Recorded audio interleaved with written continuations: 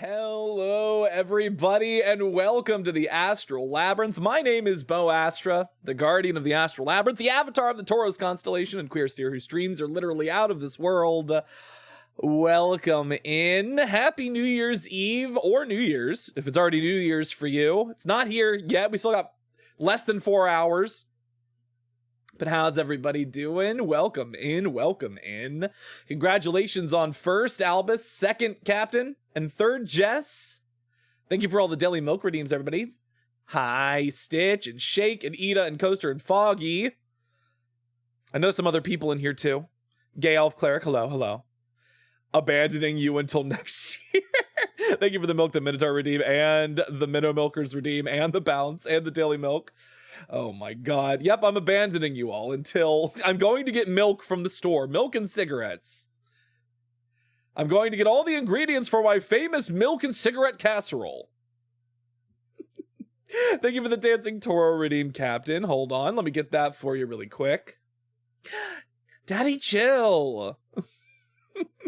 Welcome in, everybody. Welcome in to the final stream from the Astral Labyrinth for 2025, and I think technically the first stream for 2026. So I'm not jerking off until next year. I've had it with sin. I'm reborn. I'm reborn. I'm a born again cow. No milking myself until next year. And it's not because I'm live on stream right now. I couldn't even milk myself if I wanted to. Where are we? There we are. A born-again tourist.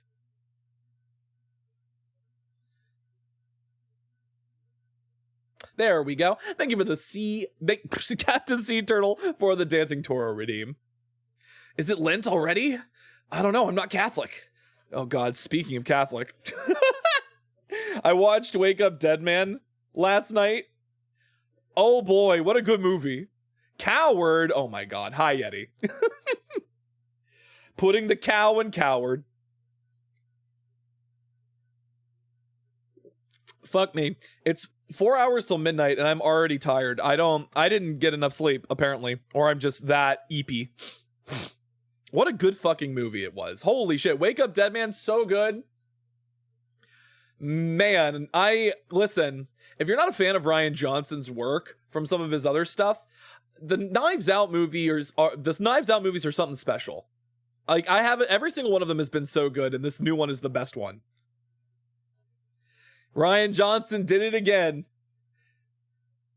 Oh shit, Shake, we forgot to find out where Joseph Gordon-Levitt is in that movie. Give me a piece. I can make overcooked lightly dry sirloin good with a good marinade. It's so true. A good marinade will fix anything. I did see in the tasty treats section of the Astral Labyrinth, which if you're not in the Astral Labyrinth Discord and you'd like to be, there's the link. I forgot to see where Joseph Gordon-Levitt was in that movie. Hold on. Joseph Gordon-Levitt, Wake Up Dead Man. Oh my god. Okay, so Shake, you know where Joseph Gordon-Levitt was in this one? Another equally obscure cameo. He was the baseball announcer. He was the baseball announcer. It was Joseph Gordon-Levitt.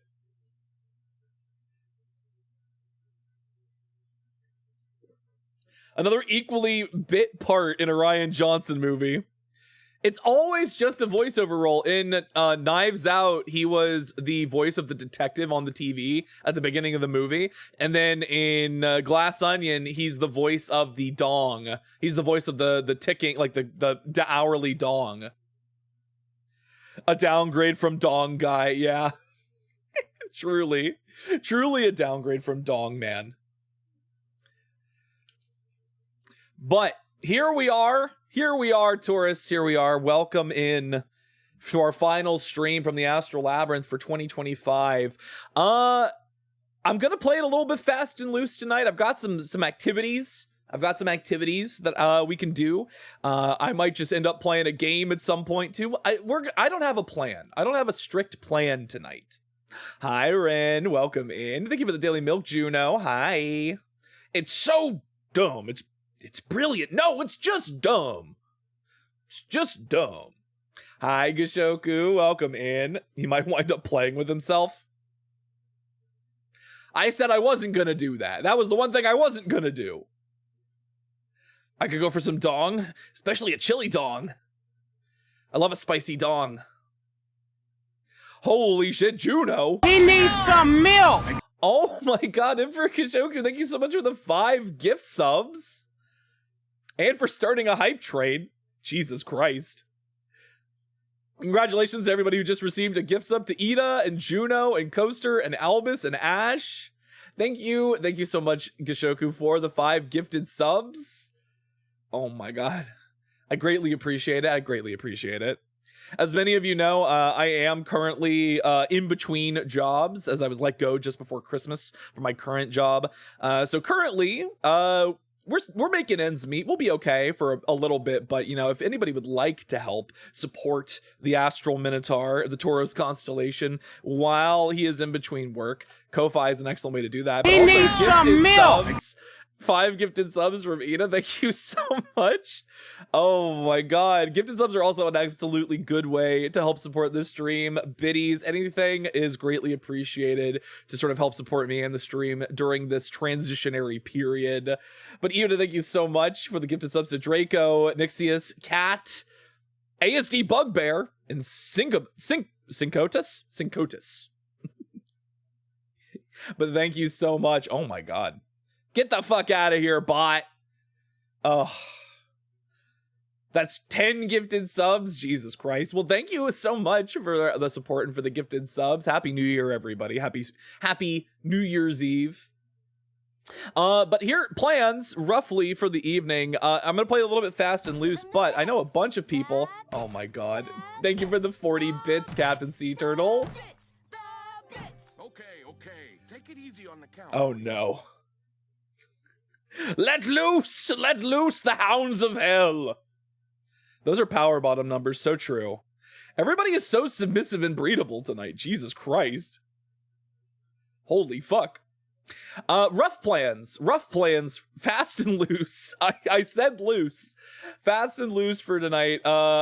People have been doing sort of like recaps of all the games that they played for the first time this year and sort of putting them in a tier list. I have put together my list. I have been keeping track of new games that I've played in 2025, and I have a tier list ready to put together. So we've got that. Maybe we'll talk about some goals and aspirations for the coming year. It's because I'm drunk. Oh my god. It's the New York phenom. I finished doing a dispatch run with my model child and finished last night. Hell yeah. How did that go? I have yet to play dispatch. I probably will at some point, but it is not immediate. I feel no immediate need to play that game.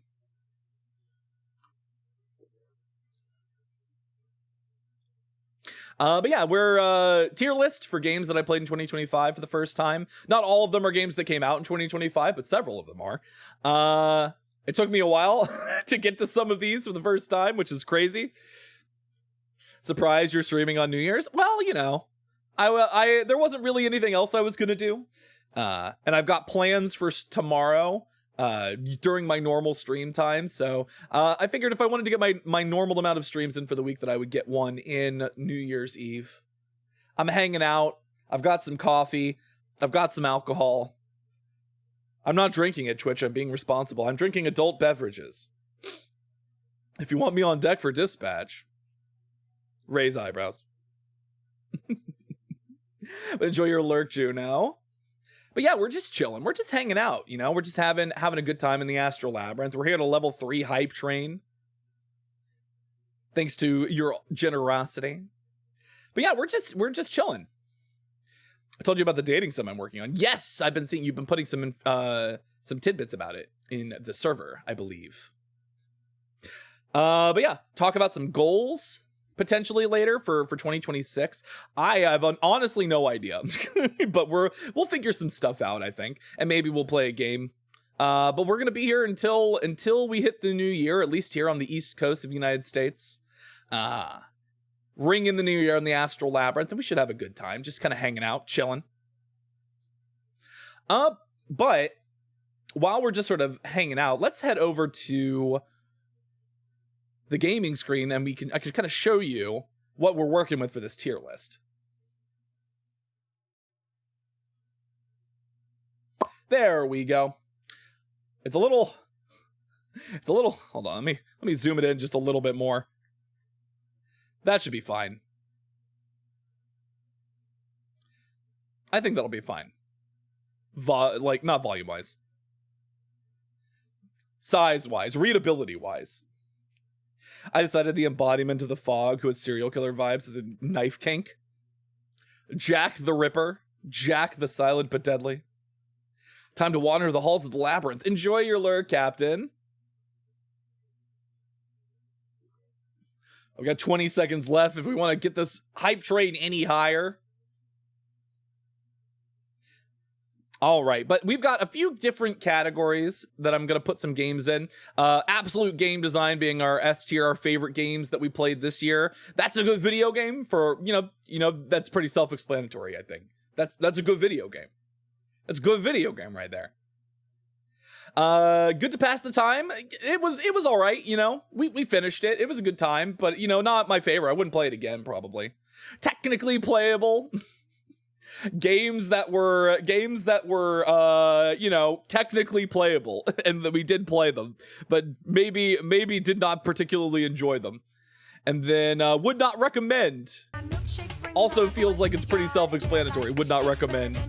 Fun with friends. This was the category I'm probably going to put a lot of the multiplayer sort of friend slop-esque games in, because it's kind of hard to compare them up against some of the better games, the more better single-player experiences I anticipate or experienced this year. And I don't want to, you know, just put them in a bad tier for that reason. So, unless they're bad, in which case we will. Also, hi, Turl. Welcome in. Thank you so much for the raid. Hold on, let me give you a shout out. Turl. That's the wrong person. There you go, Turl. Thank you so much for the raid. Welcome in, raiders, to the Astral Labyrinth. My name is Bo Astra, the guardian of the Astral Labyrinth, the avatar of the Taurus constellation, and queer steer whose streams are literally out of this world, variety streamer here on twitch.tv.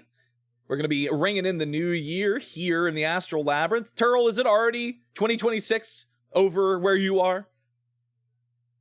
Flexing our way into the new year. Welcome in. Welcome in. Make yourselves at home. We've got a few hours still before we ring in the new year here. So we're going to hang out for a bit. I'm probably going to be ranking all the games that I played for the first time this year. So if you're interested in that, you're welcome to stick around. And if not, if you need to raid and dash, completely understand. But we'd love to have you as we talk about games that we played this year. I'm from the future. Welcome from the future. All right. Well, I mean, I feel like that's pretty self-explanatory.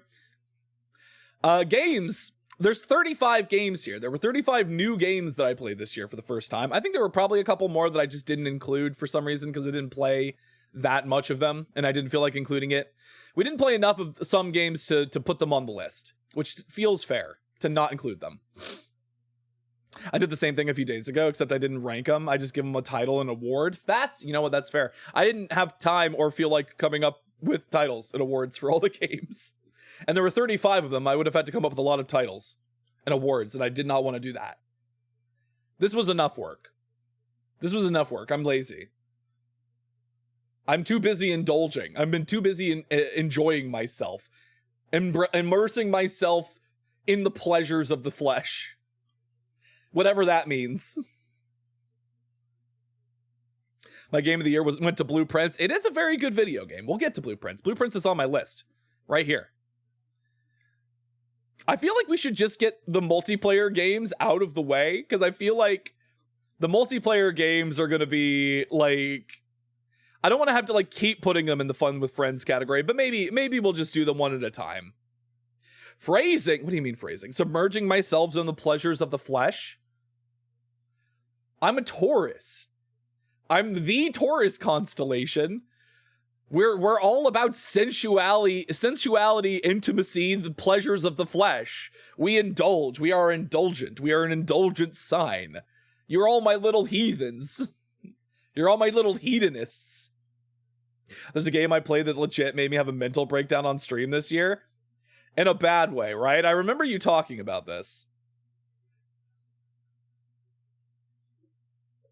Also, I'm not counting on it, but I think it would be so swell if we managed to get 2 more followers tonight, because if we hit 750 before 2026, I would be extremely happy. We'll get to this when we talk about potential goals for next year, streaming wise, but I would love to get to 1,000 before my 2-year streaming anniversary, which is only 4-ish months away, maybe 5, I think, technically, because it's the end of April, but... Oh, there come all of our Astral Milk redeems that have been delayed. Thank you so much. Thank you so much, bots. I can make some burner accounts for those last 2 followers. No, we're not doing burner accounts. We're not doing Teen to Burnter accounts. We're going to win these followers fair and square. My brain was not developed enough for the game or the... Oh, Baba Is You. Yeah, Baba Is You is a unique puzzle game experience. It will break. It is known to break the minds of those who are not prepared. Teen to Burnter coming in hot like the Hunger Games. Turn it and burn it, baby. It's me, Teen to Burnter. All right, enough of this fucking lollygagging. We have games to put in a tier list. So let's start with a game that we actually finished recently. 9 Years of Shadows. We just played this recently on Sundays. We were doing our Metroidvania. It was the winner out of the 4 Metroidvanias we tried. You'll notice the other 3 aren't on here because I didn't feel like I've played enough of them to truly give them a ranking, put them in a tier list. But the other 3 were Cookie Cutter, Moolander, and Ultros. And those were the 3 other Metroidvanias we played. But 9 Years of Shadow was the winner. It came out victorious, and thus was the one that we kept playing on stream. It was a very, very pretty game. Otherwise, you know, it definitely followed more in the Castlevania space of Metroidvanias than Metroid, from my experience. It was fun. The platforming felt good most of the time. The combat was fine. The puzzle solving, there wasn't really puzzle solving. It was more of a combat-focused Metroidvania. But it was very pretty. Stylistically, aesthetically, it was very good. I liked the music. The music was good. Some of the boss and enemy designs were very cool. Some of the bosses were extremely frustrating.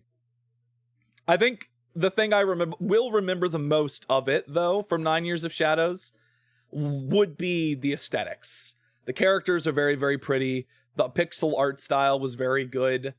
It was nice. It was a nice experience. I'm trying to decide if I would put this in good to pass the time or that's a good video game.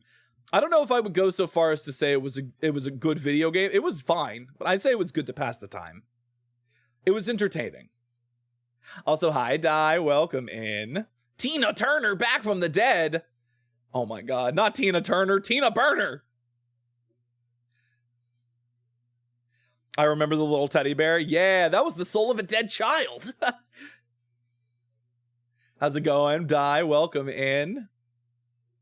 But yeah, we're going to start off by putting this in good to pass the time. It was a solid Metroidvania experience. I've definitely played better this year. So it was fine. It was a fine video game. Yeah, it was the soul of a dead child because the body became a demon that we had to kill. Doing good? Tamales for Din Din? Ooh, I had burger. I had Five Guys for dinner. I took Five Guys inside of myself for dinner. But yeah, we have started. We have our rock, our starting point from which we can build off of. I wish I had Five Guys. Zephyr, hi Zephyr, welcome in, welcome in. Damn, you couldn't share any? No, they were all mine. They were there for me. The Five Guys were for me. Get your own Five Guys. Am I going to let them out? No. No. They're trapped inside me forever now. Like a vice. Like I would like lockjaw. I locked my jaw around them. Are they still in the labyrinth, and are they up for a round 2? If you can find them, I'm gonna look for them later. I'm busy right now. They're stuck in my super massive black hole. Oh my god. Truly. Next up, we have a little to the left as a delightful little puzzle game, a very casual, cozy puzzle game. Definitely did not come out this year. I think it was either last year or the year before. And I've had it in my game library for quite some time. It's a very nice little cute puzzly cozy game. It's not particularly a challenging puzzle game, but it's not meant to be. I don't think it's meant to be sort of more of a cozy kind of like chill vibe organizational puzzle game. Played that this year too, as Beyonce has said. To the left, a little to the left. It was a good game though. I would probably say this is a good video game. For what it is, I think it hits exactly the itch that it is meant to scratch, which is I need a nice little cozy, casual puzzle game that might tickle my brain a little bit. And that's exactly what it does. Okay, with the most satisfying puzzle title. Yeah, no, it is extremely satisfying because it kind of like combines the satisfaction of figuring out a puzzle and also organizing things so they look nice and presentable.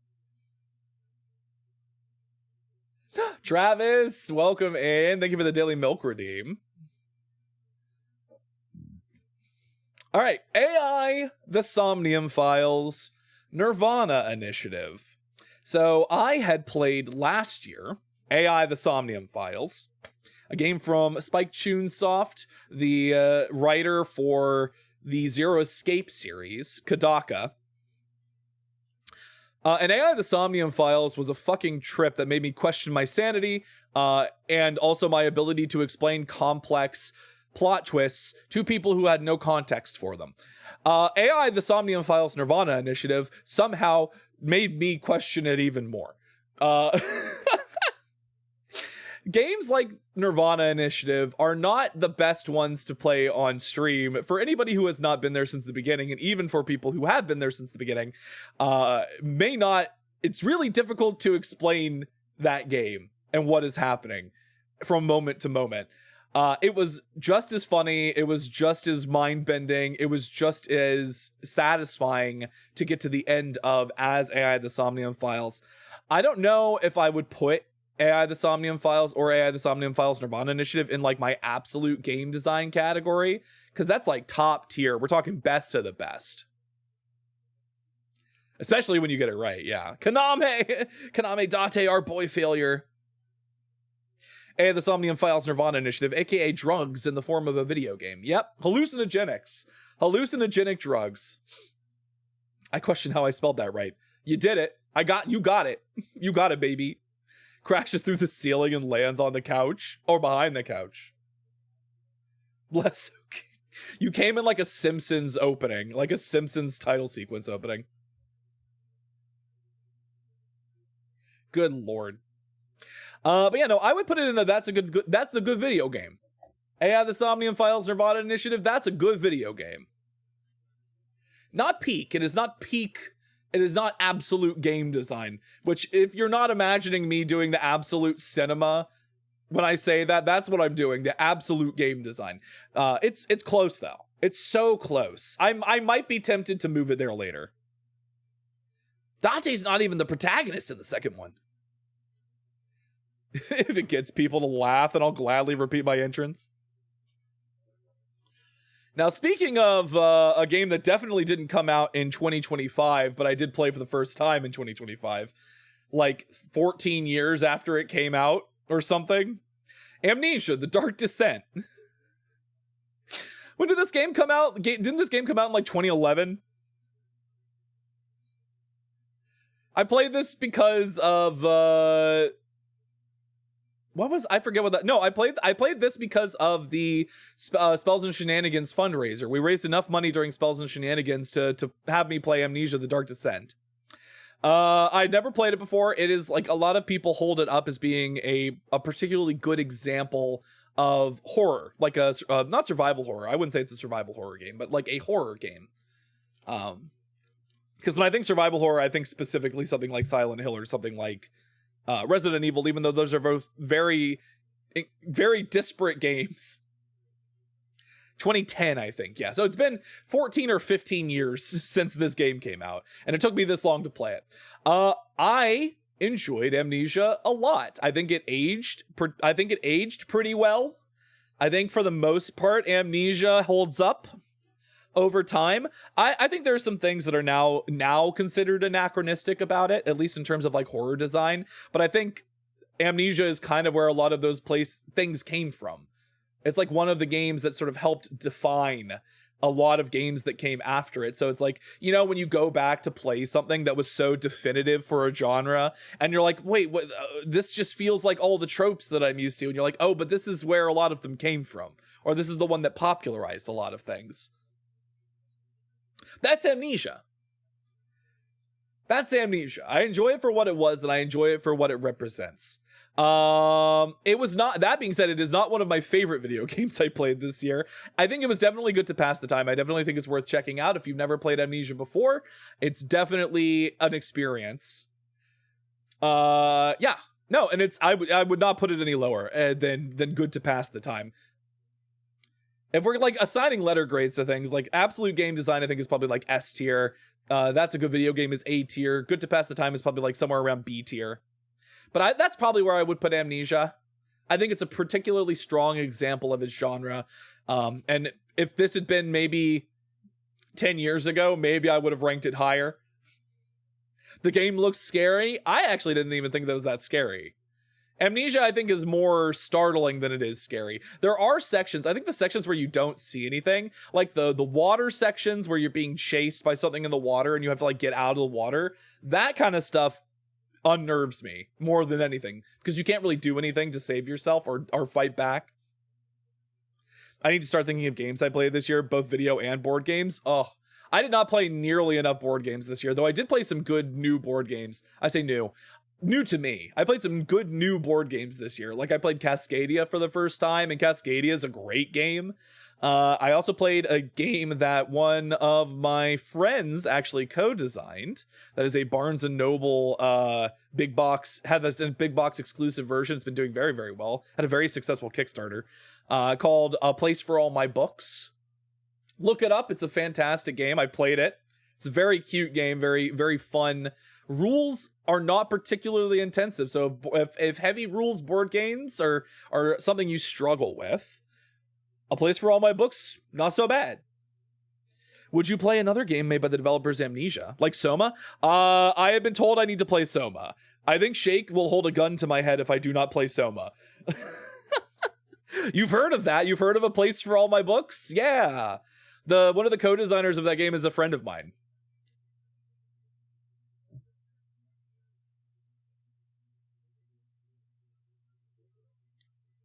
I need to grab a copy next time in Texas. Yes, I would absolutely suggest it. It's great for teaching new people.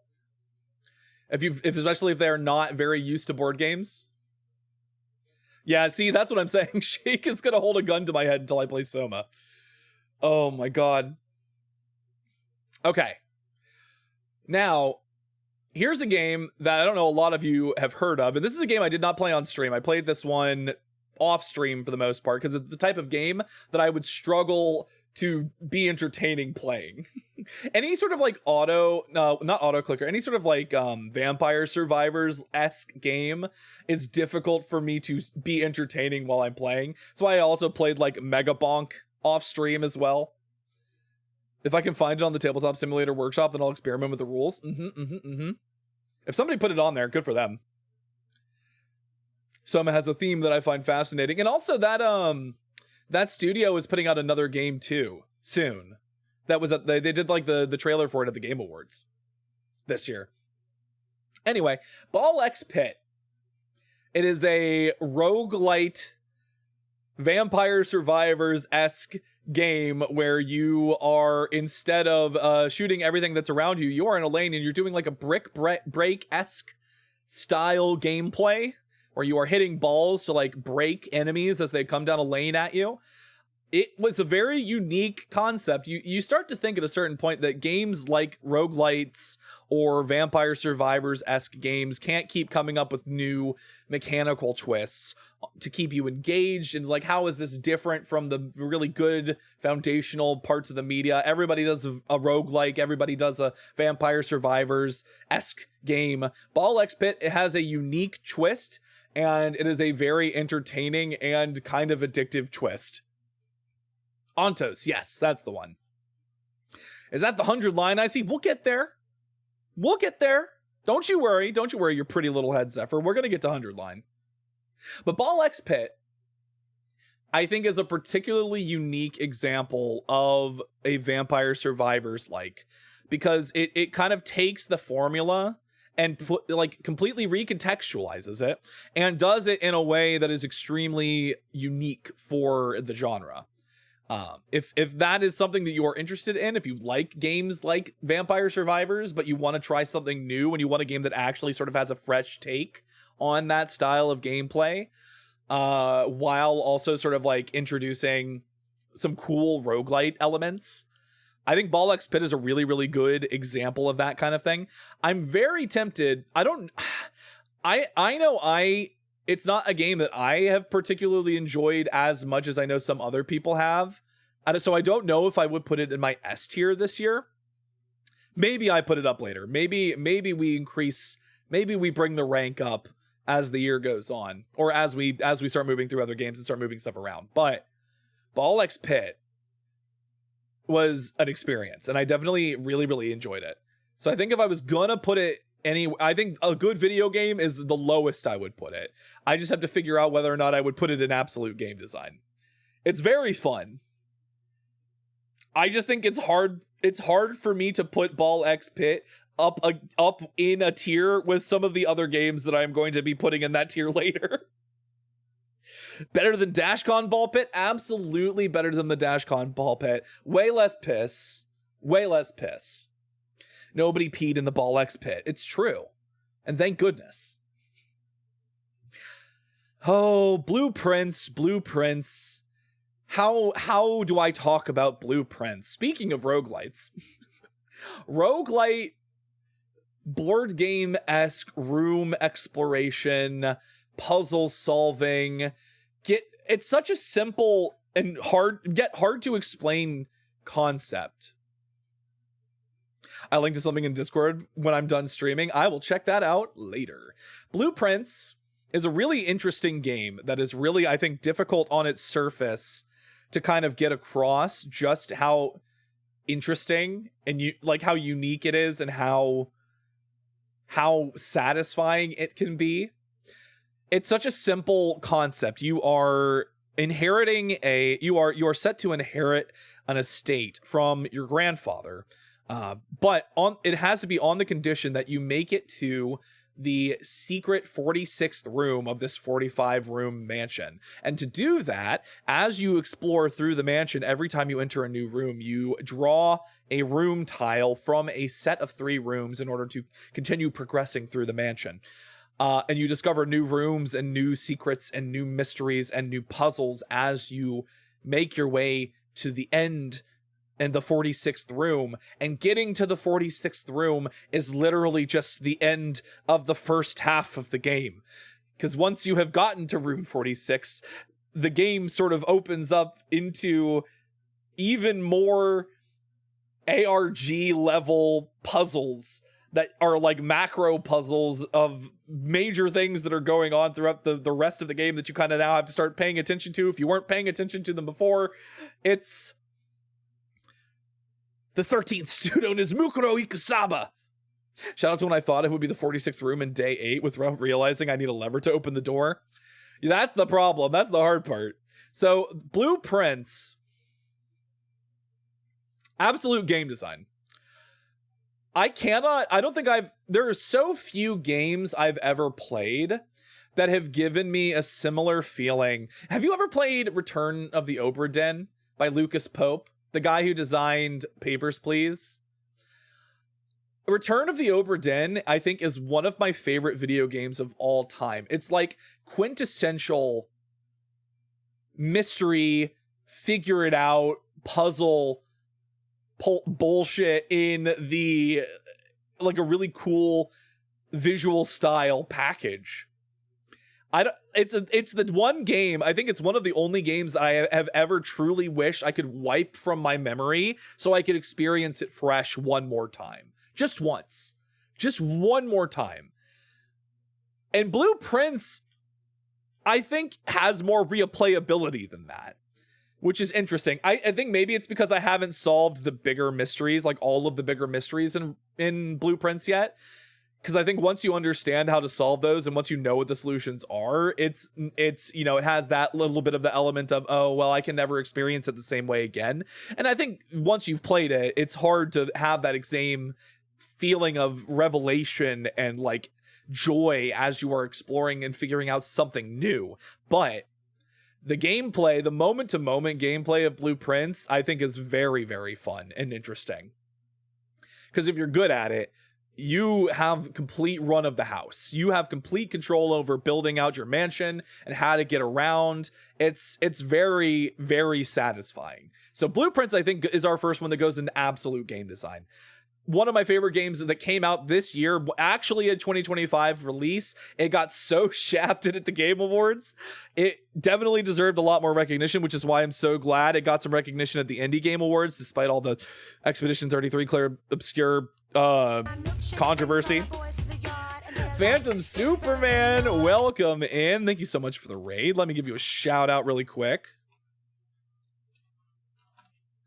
There we go. Well, hey, welcome in, Raiders, to the Astral Labyrinth. My name is Bo Astra, the guardian of the Astral Labyrinth, the avatar of the Taurus constellation, queer steer whose streams are literally out of this world. I'm a variety streamer here on twitch.tv. Currently, we are going over all of the new video games that I have played this year. When I say new video games, I mean they're games that are new to me, though they may not have come out this year, as you might notice because of Amnesia: The Dark Descent, which came out in 2010.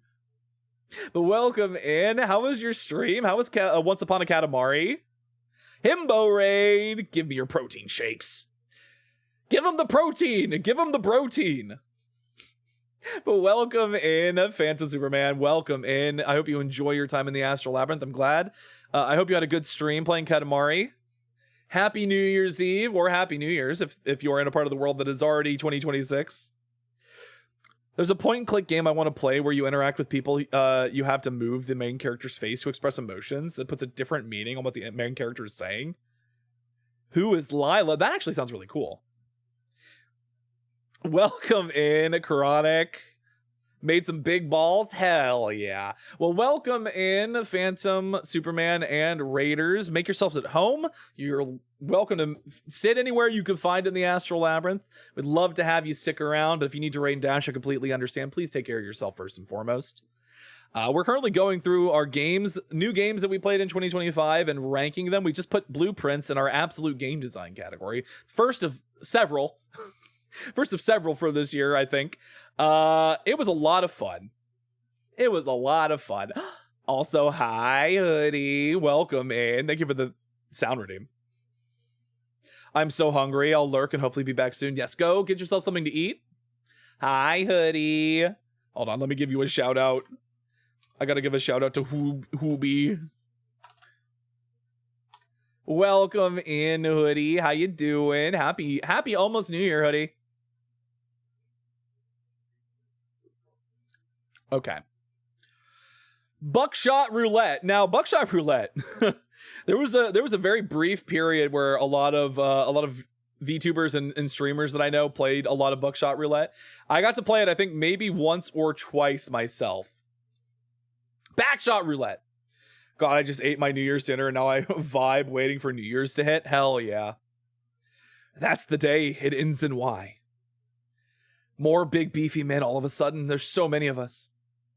Truly so many of us.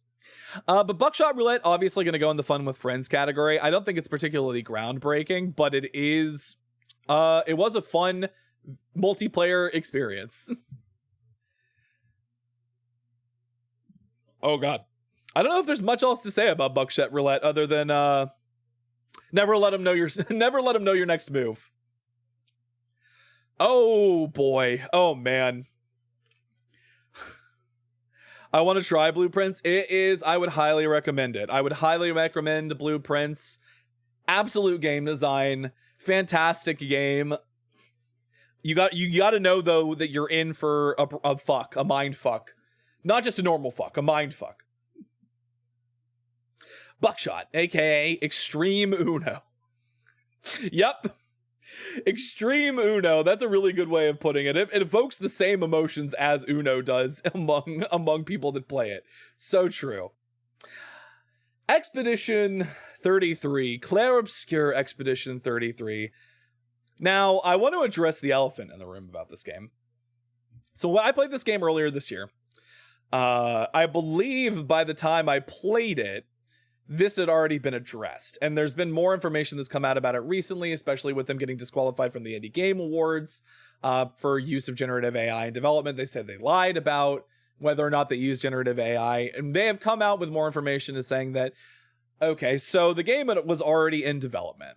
When Gen AI tools, like a lot of like big Gen AI models, were starting to make their way into the mainstream, we're talking like 2022 is when this happened. They, like many places and many people, experimented with the new tools, with the models to see what they were capable of and if this was something that was going to impact game design going forward. They tried it. They decided that they didn't like it and that everything that the game had and everything that they put into their games was going to be human made. Now, unfortunately, one of those textures from that experimental phase did accidentally get left in the game. And as soon as it was pointed out to them later, they did patch it out and replace it with a human made asset. Now, there's a lot of mixed feelings about any use of generative AI. And I think if there's anything that's understandable or anything that is like worth sort of like taking into consideration when it comes to it, is that when we didn't know the extent of the sort of like problems with these models and how bad they were for the environment and how much they were truly based around like built on plagiarism, I think it's reasonable for people, especially like video game studios who are kind of like looking for the cutting edge of like what new tools are going to help them in their process, to experiment with them, right? Like, and ultimately they decided that it wasn't for them and it was the only thing in the game that got left in there by accident. It was never intended to be put in the game because they, wanted everything in the game to be human made. So they replaced it, they fixed it. Nothing else in the game was touched by AI. I am willing to believe them on that. I'm absolutely willing to believe that Sandfall did exactly what they said, which was they experimented with the tools when they were new and then haven't touched them since then. Yeah, Larian is a whole other can of worms. There's something else to be said about that too. I think the CEO should shut the fuck up because I don't think 100% of Larian is on board with that. But, he's the most vocal and visible, so he's the one who gets the squeaky wheel that gets the grease, I didn't even hear of Expedition 33 until the Game Awards. Not interested in playing it, not due to the generative AI, because I'm not that into real-time RPGs, and that's reasonable, right? So, Expedition 33, let's just get it out of the way. This is going in absolute game design for me. This game is beautiful. The story is incredible. The acting, the voice acting, the sort of mocap acting, the character design, the artistic direction, the sort of just general aesthetic and feel of the game, the themes, the music is insane. The gameplay, if you are into RPGs and you're into turn-based RPGs, is truly incredible. I love a sort of action time command style gameplay, and adding in parrying and dodging mechanics to that kind of gave it just the amount of engagement that I really wanted from a turn-based RPG. In the words of Tyra, I was rooting for you. We were all rooting for you. Yeah. Listen, they've got time to right the ship. There's no way Divinity is happening anywhere close to for a few more years. Like, we're not going to see anything from Divinity for a while, especially after this horrible PR misstep.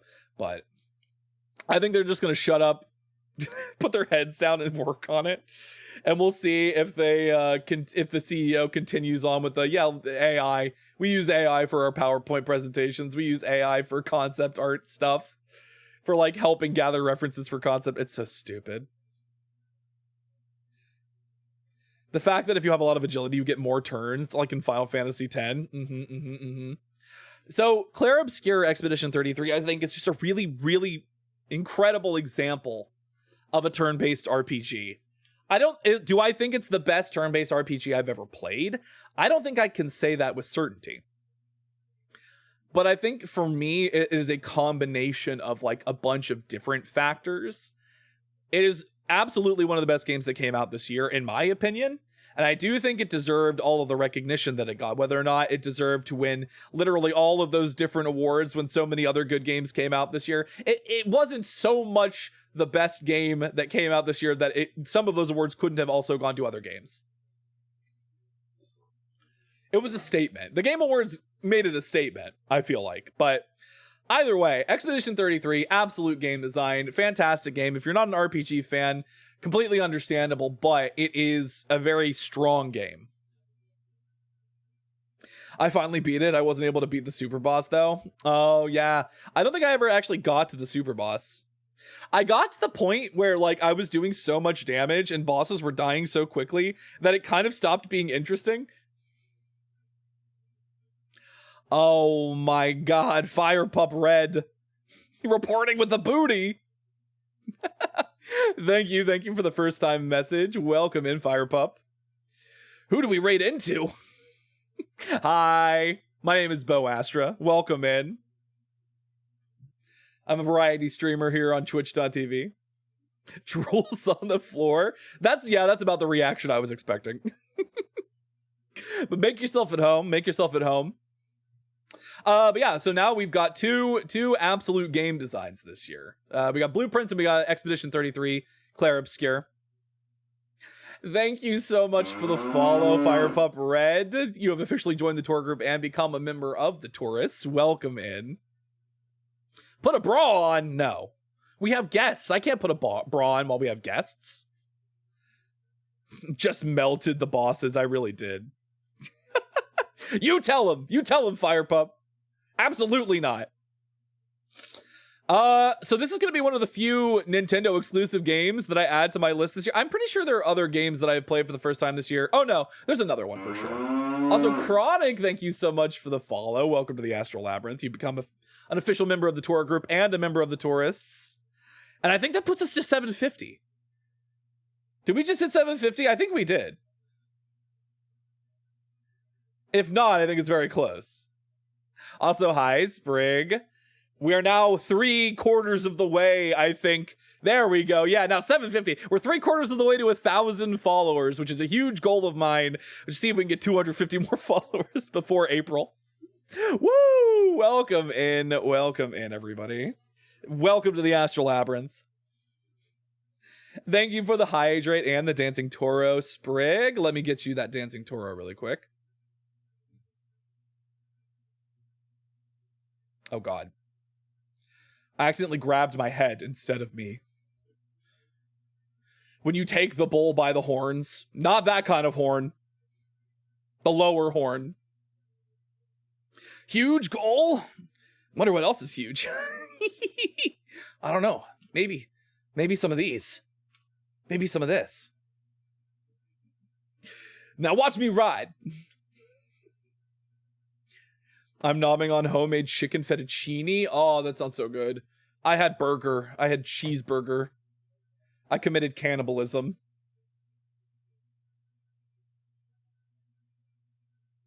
No, not the skateboard. Why did you break the skateboard? Okay. Nintendo game. One of, I think, two primarily Nintendo games on my list for this year. Donkey Kong Bonanza. The first, I think, real, because Mario Kart World, for sure, was technically the first major Switch 2 exclusive. I have a Switch 2, which is why Donkey Kong Bonanza is even on my list. Looks like there's a little spot right there in the middle of that a pup could just curl up and take a nap on. Listen, I'm a big astral body. You can take a nap wherever you want. I make penne with tomato basil sauce for dinner. Oh, I have so much pasta in my pantry that I need to use. I accidentally grabbed my head. There's guests. We might be degenerates. I said I wasn't gonna be stroking my little bowl tonight. We're not doing that. We're not milking myself. Not on stream. Well, so much pasta in my pants, so much rigatoni. You know where I'm napping? I do. Right on, like my balls like a beanbag chair. Oh, I will take a look at that after we take our first ad break. Degenerate's the most generous thing you could say about us. Honestly, yeah, that's a thing that I've learned. That is a thing that I've learned. Now, Donkey Kong Bonanza. So Donkey Kong Bonanza is a more open world style Donkey Kong game that was designed and developed by the team behind Super Mario Odyssey, or Mario Odyssey. For better or for worse, depending on how you felt about Mario Odyssey. I really liked Mario Odyssey. Donkey Kong Bonanza is also very, very fun. It's very like the physics and like the movement and the destruction of the environment is all really, really cool. It is a solid game. A very good first sort of like entry on the Switch 2. One of the very few that the Switch 2 has right now. Needs more games. The Switch 2 needs more games. And also RAM prices to not be obscene. But Donkey Kong Bonanza, I don't have too much to say about it other than it's a solid game. It's a good video game. Donkey Kong Bonanza is a good video game. At least nobody's calling me Bull Daddy. I mean, that's what you think. People are calling me Bull Daddy all the time.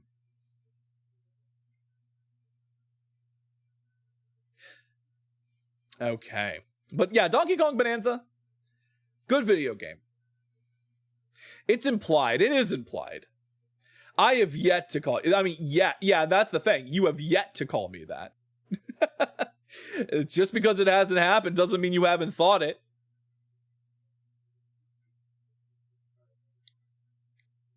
Good video game, Donkey Kong Bonanza. Silence, old man. You silence, you fucking whippersnapper. I can say things much worse. And you have. Elden Ring. Night Rain. Now, Night Rain is a really interesting one. This is one that I could easily put in fun with friends, but I think Elden Ring Night Rain deserves a little bit more than that, just based off the sheer amount of it that I've played this past year, and also the fact that it had DLC released not too long ago. Elden Ring Night Rain, experimental spin-off of Elden Ring, designed to promote 3-player co-op. It's really interesting. It's a very fun concept.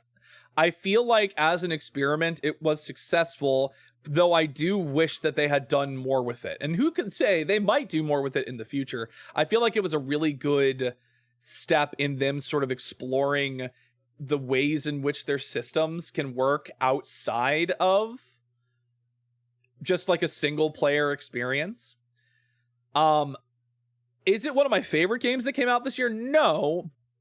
But I do really like what it did. I do really appreciate what it was trying to explore, and I do think it was very fun. If the number of hours I played is any indication, so I do feel like this is a good video game. I think Night Rain was a good video game. I would still play it. I've read enough AO3 to know the true shit. Maybe for Bo's birthday stream, we can start calling him Ball Daddy. Oh my god, I'm not that old. We need to Night Rain together soon. Yes! Yes, Sprig. Too long. Oh, wait. We got to start yesterday.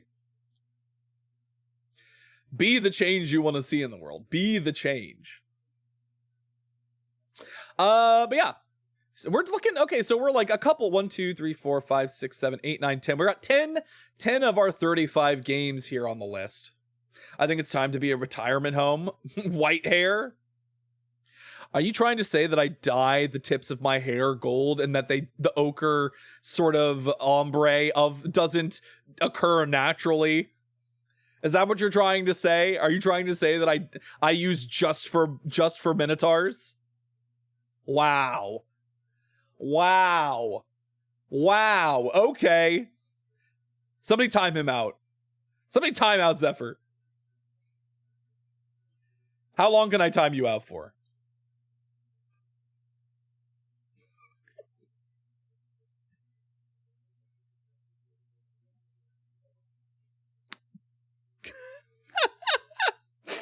See, all you got to do is threaten it. You don't even have to actually do it. And they just start screaming. I will chase you through the halls of my labyrinth. Grab my hand. This isn't fair. Oh, just wait until I actually do it. But so far, we've got 2, I think, games that qualify as absolute game design for this year. I played a lot of like very fun and interesting video games. You know, the more I look at it, I think I might put a little to the left down here and good to pass the time. I think you'll note that we probably will not have a lot of games in the technically playable and would not recommend category. I tend to not play bad games. Maybe this is a failing of mine. Maybe I should play more bad games in 2026. Is that one of our New Year's resolutions? Play more bad games? A Little to the Left was the first game I streamed. It's a good game. It was a fun game. I mean, there's not much to it, though, realistically. That's it. I'm drawing you pregnant. Oh, my God. Well, hey, everybody.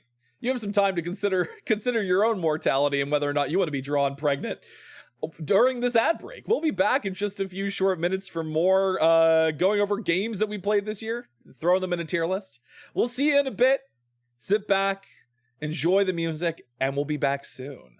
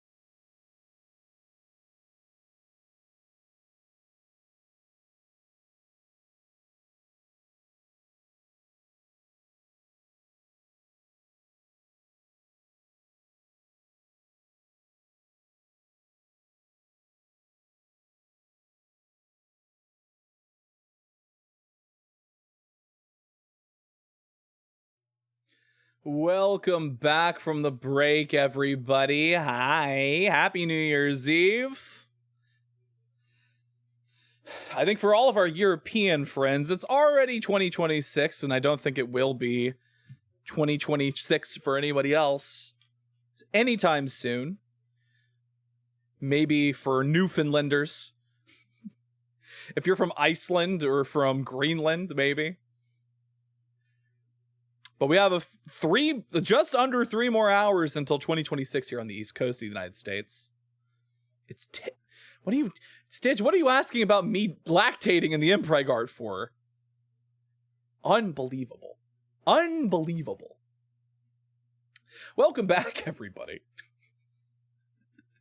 Speaking of milking cows, everyone here is a little freak. It's so true. And Adam's not even here right now. He's the biggest little freak. He's probably got actual New Year's plans. Or maybe he's streaming. I don't know. But speaking of milking, Fields of Mystria. Now, here's the technicality. I'm scared my timbers are shivering with what Stitch said. Listen, if you're going to threaten to draw somebody in preg, you got to be ready for people to ask for lactation. That's just the next step. It's the next natural step. I have a brothel, and yet the scariest stuff happens outside of it in my friends' chats. That's about right. I'm pretty sure there's probably a brothel in here somewhere. The Astral Labyrinth connects to everything, so, like, there's some debauchery that happens. Absolutely. Taurus is a sensual, intimate earth sign, so, like, we keep things loose. We keep things loose here in the Astral Labyrinth. We have a loose dress code. If you've seen how I dress, you understand I don't have pants. My ass is out, always. Anyway, Fields of Mystria, by technicality, I have played Fields of Mystria before, but in such small quantities that I don't think it truly counts for having not... this year was my first real shot at Fields of Mystria, and I would have kept playing it if I didn't decide to take a break from farming sims. Scarlet Palace show where it's needed the most. Is that why I rage you so much? Maybe. Perhaps. But Fields of Mystria, I think we kind of gave it our first major play this year. Now, I am a large fan of farming sims. Stardew Valley is one of my absolute favorite games, and Fields of Mystria kind of definitely stands on the shoulders of the giant that came before it. In a lot of ways, it sort of like tries to like carve out its own mechanical identity on top of the basic formula that Stardew Valley put out before. And it doesn't try to be an exact copy of Stardew Valley. It tries to build on what Stardew Valley put out there and put its own spin on it. Thank you for the Daily Milk Redeem Chronic. And I think that's something that I really like about Fields of Mystria. I think all the character designs and the art style that they went for is very good and different from Stardew. I think it sort of like has that very sort of nice 90s anime quality aesthetic. I think all of the quality of life improvements it makes on Stardew Valley are really, really good. Like a lot of the things that you would mod into Stardew Valley because the game doesn't provide them and you would very much like them to exist, all that stuff's in there. Knowing where people are on the map at all times, that's in there. Being able to enter people's houses and shops all the time, no matter what time of day it is, that's in there. You can talk to people when they're in bed. Like, you can talk to people at any time of the day. Doesn't matter if they're asleep. You don't have to pay attention to their schedules more than as much as you do in Stardew Valley. There's just a lot of really good stuff that it does. And it also sort of builds out on a lot of the systems that Stardew Valley sort of like has tangentially, like cooking and making furniture and making decorative objects. Like all that stuff is stuff that you can do in Stardew Valley, but a lot of that is stuff that you buy as opposed to stuff that you make. And cooking doesn't really have that much of a point in Stardew, whereas there's like a whole skill around it in Fields of Mystria. So, and it has magic. It has a magic system that you get like spells, and the combat's more involved. And One word about Fields of Mystery. Hayden, yes. Hayden, the absolute man that he is. Fields of Mystery, I definitely think is one I would put in the that's a good video game category. Still in early access, not 100% finished yet. I wouldn't say it's like absolute game design, because while it does build on a lot of what Stardew Valley sort of like as a precursor set forth for the genre, I don't think it sort of strikes out enough on its own in its own unique direction, just like really sort of solidify it in the same breath as Stardew Valley. It's still a very good farming sim, and it's definitely one that I want to go back to. I really like the characters. I really like the gameplay. It's so funny though, because if you ask me, I still think I would go back to Stardew over Fields of Mystria. Just because of the familiarity and just because of like the nostalgia. But Fields of Mystria is definitely a contender. I think I would probably rank it above like other games in its ilk. Like Coral Island, also a very, very fun one. I had played Coral Island before this year though, so it's not on my list. Yeah, Stardew just scratches a very particular itch for a lot of people. And I think Fields of Mystria gets really, really close to that itch, but for me, it hasn't 100% scratched the itch in the exact same way that Stardew can. So Fields of Mystria, definitely a very good video game. I would not put it among the upper echelons of games that I have played this year, though. Now, Hades 2. Let's not beat around the bush. Hades 2, absolute game design. It takes everything that I loved about Hades 1 and adds more of it. It is more. It is Hades 1, but more and better and like more fluid, and everything about it is just more and better, and the characters are great, and the gameplay feels really, really good and different distinctively from Hades 1. Like Melanoe plays differently from Zagreus in a way that feels satisfying. I need to play more of it. I need to play more of it. There are just so many other games that I just don't feel like can give it as much time as I want to. Also, thank you for the horn polish, Redeem Travis. Hades 2, one of the best games I played this year. Hands down, absolute game design. Also got a little bit shafted, but I understand because it is a sequel. Sometimes sequels to very already, like, games that have already gotten a lot of their flowers tend to get overlooked in favor of new properties. Hades 2 is a great video game. You should play it. It came out officially, like, within the past couple months. It came out of early access. Go play it if you like sort of like what's the word? There's a word for the type of sort of like top-down isometric, sort of isometric hack and slash gameplay. It's so good. It's so good. Hades 2 is incredible. Not too much more to say. I like Supergiant is a long-standing institution in like making games, and yes, all of their games are like weird isometric games, but they have like perfected that formula. I'm so excited now that they've finished Hades 2 and can move on to something new again, what they're going to do next. I'm really, really interested to see what they do after Hades.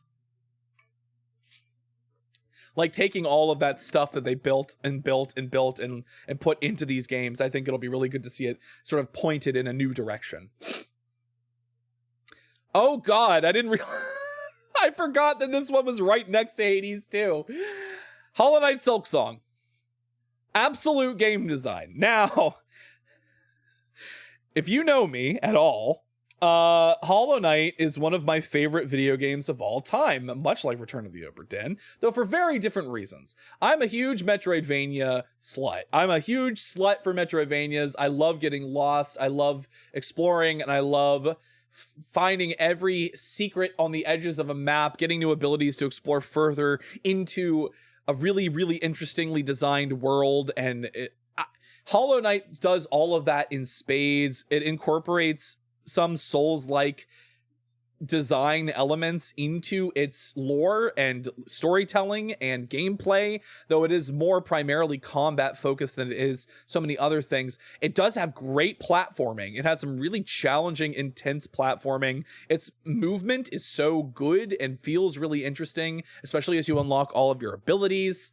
And Silksong, 7 years in the making, this once supposed to be a DLC to the original game that they decided to build into a full sequel instead of DLC. 7 years later, Team Cherry delivered in pretty much every way I could have possibly hoped for. It felt distinct. Hornet felt unique from the Knight in Hollow Knight, while still providing a lot of that similar sort of like movement and exploration quality that Team Cherry has become known for.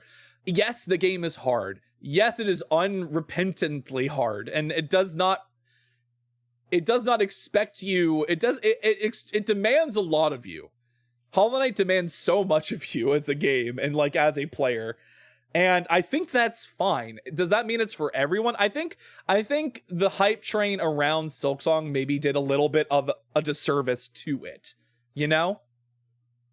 Because Hollow Knight Silksong is an incredible game that is definitely not for everyone. And yet, it broke Steam and other gaming platforms the day it was released. Because the hype train around Silksong was so massive that it sold so incredibly well that it broke platforms. And Silksong, I cannot sing the praises of Hollow Knight Silksong enough. It is exactly one of the perfect types of video games for me. I've deeply enjoyed my time with it. I want to spend more time with it. I'm going to give it a little bit of time before I get back into it and like play through it again and like really like dig into it more. But it was a joy, and it was definitely worth the wait. And I'm so glad that Team Cherry made exactly what they wanted to make and didn't compromise for anybody. They made exactly the video game they wanted to make, even if that was a turnoff to people. And I think that's fine. If you think it's too hard, if you think it's not for you, that's probably true. Because Silksong is not a game that I would recommend to most people. But boy, would I suggest giving it a try. For $20, it's hard to say no.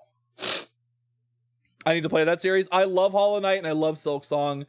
If you are at all interested in that type of game, I would highly suggest it. But I recognize that it is not for everyone. Going back to farming sims and mysteries. Grave Seasons looks interesting. You move to a new town at the same time as supernatural killer is taking out townspeople. And every playthrough, the killer creature changes, so I'm excited for that. That sounds really cool, actually. That actually sounds really interesting as well.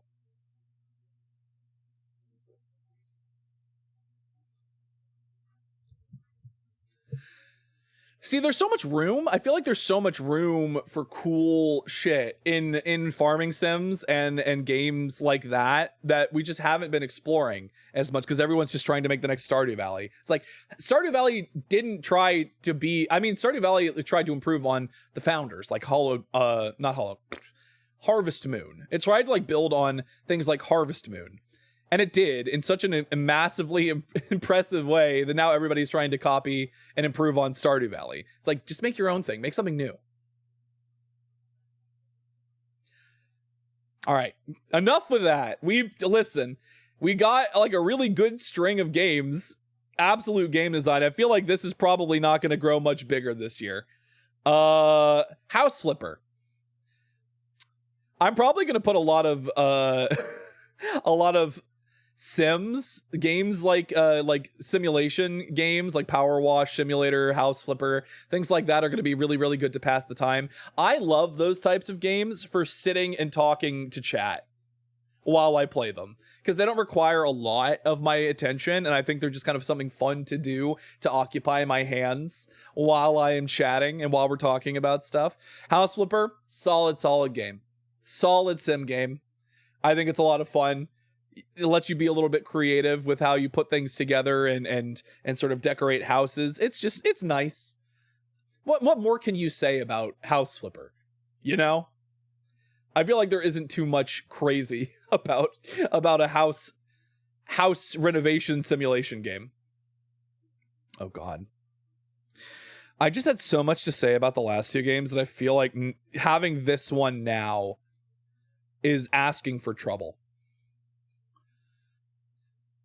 100-line Last Defense Academy. This is...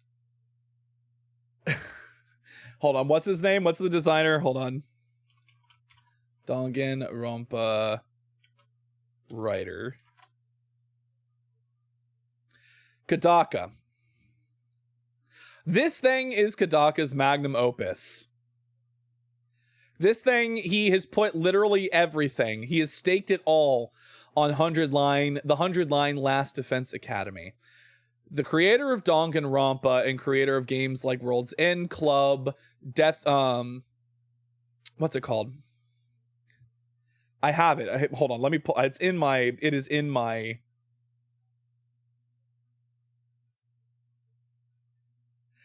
Either way, a lot of very, very, Danganronpa is the big one. Danganronpa, Code Rain, World's End Club. He created the 100-line Last Defense Academy along with the head writer and storyteller for the Zero Escape and AI, the Somnium Files series, Uchikoshi. They created a game that, to tell you what it is in its entirety, any genre of games that you've been itching to play. Any genre of games I've been itching to play. That's such a good question. I'm going to finish talking about 100-line Last Defense Academy, and then I'll answer that. But to fully explain what makes 100-line Last Defense Academy so crazy would be to spoil it. And all I will say is that the first playthrough to reach the first ending is an extremely long and drawn out affair. And that is simply the beginning. I will not explain how. I will not explain why. I will not explain anything other than Kodaka and Uchikoshi fucking popped off, created one of the most insane, ambitious narrative games I have ever had the privilege of experiencing, and I'm not even close to done with it. I took a break, and I haven't gotten back to it yet. But I am so confident that it is one of the most ambitious and interestingly and thoughtfully designed visual novels, and it's not even fully a visual novel. There is other gameplay to it. It's a strategy game too. It's like it's a turn-based strategy game, and also it's a tactics game. It's a visual novel. It's kind of absurd. Like, it's an absurdity. It should not exist. And yet it does, and it is one of my absolute favorite games that I have played this year. There's going to be DLC with more endings. Yeah, I have heard that. And he's like, Kodaka is not even done. Like, he's made other stuff. Shooting Order. There's another game I think he was working on. The man is insane. The man does not rest. I need to finish the game. You know what you're asking me to do, Zephyr? I'm pretty sure I played more of it than you have.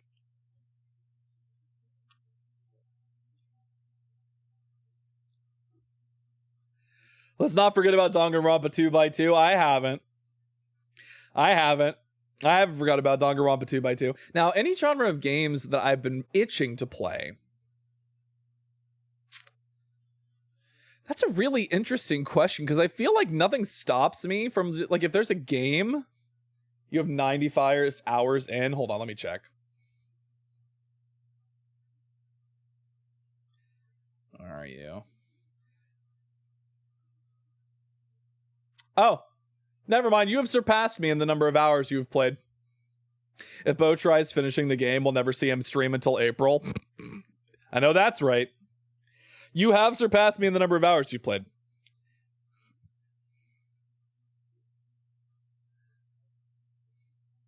That was true at one point, I guess. Not anymore. Yeah, so, like, if there's a genre that I'm itching to play, I play pretty much anything that I want to. Just asking in case I have any recommendations. Reasonable. I'll tell you one thing. Over the next few months, until I've, like, gotten a new job and, like, found new steady solid work, I will be backlogging it. I have so many games in my backlog that I have not finished playing or started, unless anything crazy comes out in the next few months that I absolutely have to play. I have a bunch of old stuff to get through. Also, hi, Az. Welcome in. Happy New Year's Eve. Let's go. Chronically Online. Yeah, you've wasted more of your life on video games than I have. You also have more time to spend on video games than I have. I will give you that. Though I guess now I technically have more time than you do to play on video games, since I'm not employed. Now is the time for me to catch up. All right, Lies of P. Lies of P, first time Souls-like game from, I forget what the studio is for Lies of P. I'm not drunk, but I might be soon enough. I feel that. All the chatting is keeping me sober for now. Just a heads up. Heads up taken. Now, Lies of P. Oh, Lies of P. I want to love Lies of P so much. And I think there's a lot of things about Lies of P that are very, very interesting. But there's a lot about the way this game is designed that feels not mean-spirited, but like misguided. You know? I don't know if there's a way to like distinguish that, because like Souls games like from FromSoft feel impish in nature. Like they feel mean, but in like a delightful, like tricksy way, you know? They feel mean in a like a haha, isn't this silly? Isn't this like bad thing that happened to you just kind of funny, actually? They feel like a chaotic trickster. Like Miyazaki from FromSoft is just kind of like a trickster god who is playing a prank on you. Lies of P feels like it delights in your misfortune. Like it feels like it pulls the same jokes that Miyazaki does, that a FromSoft game does, but it rips the punchline out from under you like a rug. And there's some bosses in that game that feel hateful in their design. Like, I don't know how to put it. It's like if a FromSoft game was more just actually mean as opposed to just, you know, mean but with a sense of humor about it. So like, I really like early game Lies of P. Late game Lies of P feels like a different beast entirely. That being said, I do still think it's a solid game. And I'm kind of interested in Overture.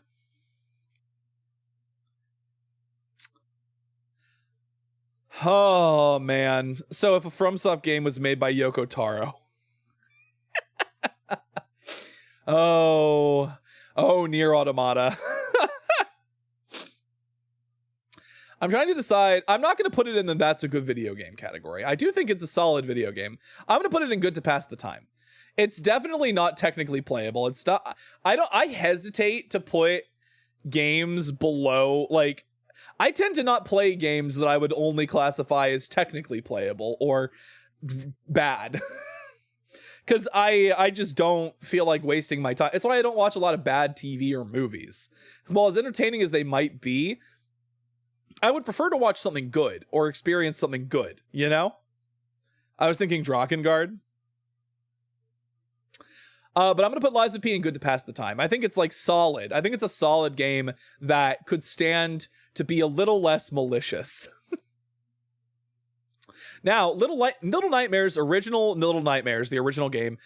This came out several years ago as well, but I'd never played it before. This was also a one I've picked up and played for October, for Spooky Games month. Did I play that in October? Or did I play it before October? I played it later this year.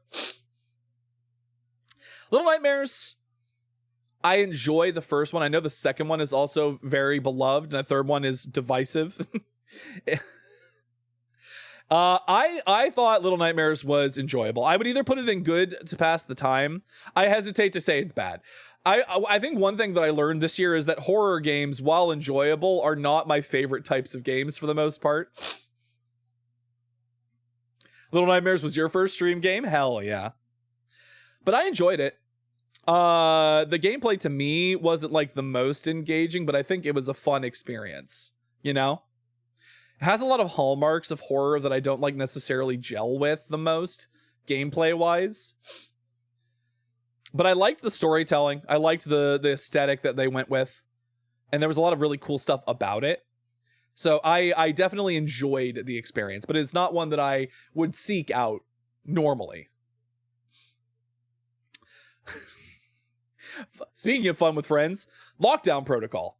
Now Lockdown Protocol I think is probably on the lower end of like friend multiplayer games that I played this year. I think there's just not enough going on with it yet. I think it just doesn't have enough variety, I think, to truly be like an interesting experience. But I had some very fun times playing this game, but that was mostly because of the people I was playing with more than the game itself.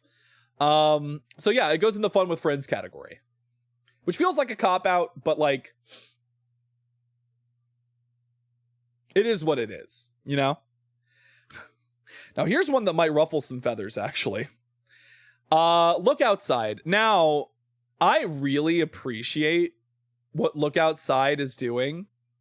And I really think it's got like some really cool stuff about it. I think it's like body horror, cosmic horror, like RPG bent is very, very cool. I like that it's kind of like an old style RPG. This boy, is this game not for me. I don't think this game is for me. I liked what I saw conceptually, but like actually playing it did not feel as satisfying to me as I know it did for other people. So, do I think this is a bad video game? Absolutely not. By no means. However, I do not feel like it cracks my upper. Is it because of the cosmic horror? It is not because of the cosmic horror. No, I think that's really cool. It's the actual gameplay that kind of bothers me about the game more than anything, which is weird to say. And I don't think it's because the gameplay is bad. I just don't think it's for me, you know? This is a very distinct thing to say. It's like, I don't think this game is bad, but I do not like it. And in fact, I know this is a lot of people's one of their favorite games that came out this year. And that's just to prove that these kinds of exercises, like ranking the games that we played this year, all of this stuff is completely subjective, right? Like, just because I didn't like a game doesn't mean that somebody else didn't think it was one of the best games they played this year. Just because I thought a game was like near perfect, one of the best games I've played, and just this year, but in years, doesn't mean that it is for them. So for me, Look Outside is not a game that I would personally recommend to people. I don't think it's a bad video game. It is just very much not my speed. So this is not to me to indicate, I don't like just outright writing off a game that I've played. Because like I said, I don't like to play just bad video games, mostly. However, this is not a game that I would pick up again anytime soon, and I also don't know if I would recommend it to anybody, because it is very much not my speed. Now, that might be one of the lowest rankings that I give a game tonight. Which is, I think, fine, because it's definitely not bad. It's just not for me. Now, speaking of a game that is for me, Lorelei and the Laser Eyes. You want to talk about a fucking puzzle game. You want to talk about an Obra Dinn experience. Not quite Obra Dinn. It's a little bit more cerebral than Obra Dinn. It's a little more logic-y, more logic puzzle than Obra Dinn. But Lorelei and the Laser Eyes is probably one of... If Blueprints is the best puzzle game I played this year, Lorelei and the Laser Eyes is very, very close underneath it. Yeah. So Lorelei and the Laser Eyes does not hold your hand. It does not insist that it doesn't help you do much of anything. It very much requires you. The name alone is super cool. Yes, exactly. You have to really, really be paying attention. This is the type of game that I would 100% suggest playing as much as you can in as few sessions as possible, as much as your brain can handle it, right?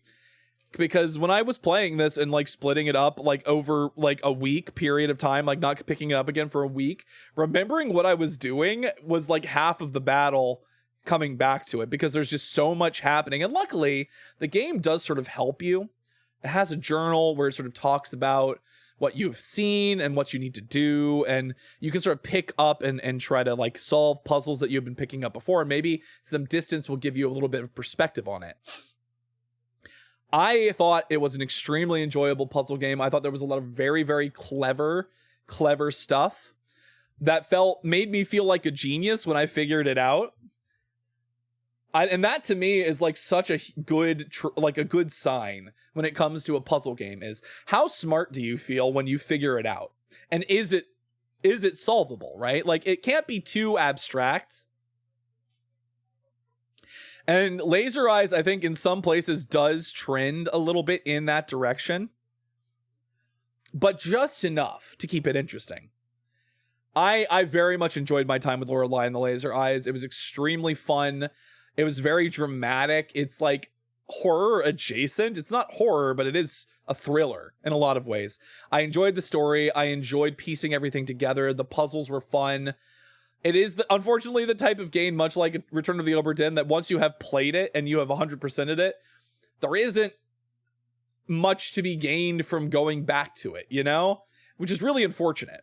But I really, really liked Lorelei and Laser Eyes. It is one of my favorite experiences from this year. Like, definitely one of the better puzzle games I've played in a while, too. Beta, welcome in. Beta, hi. How's it going? Thank you for the Daily Milk Redeem.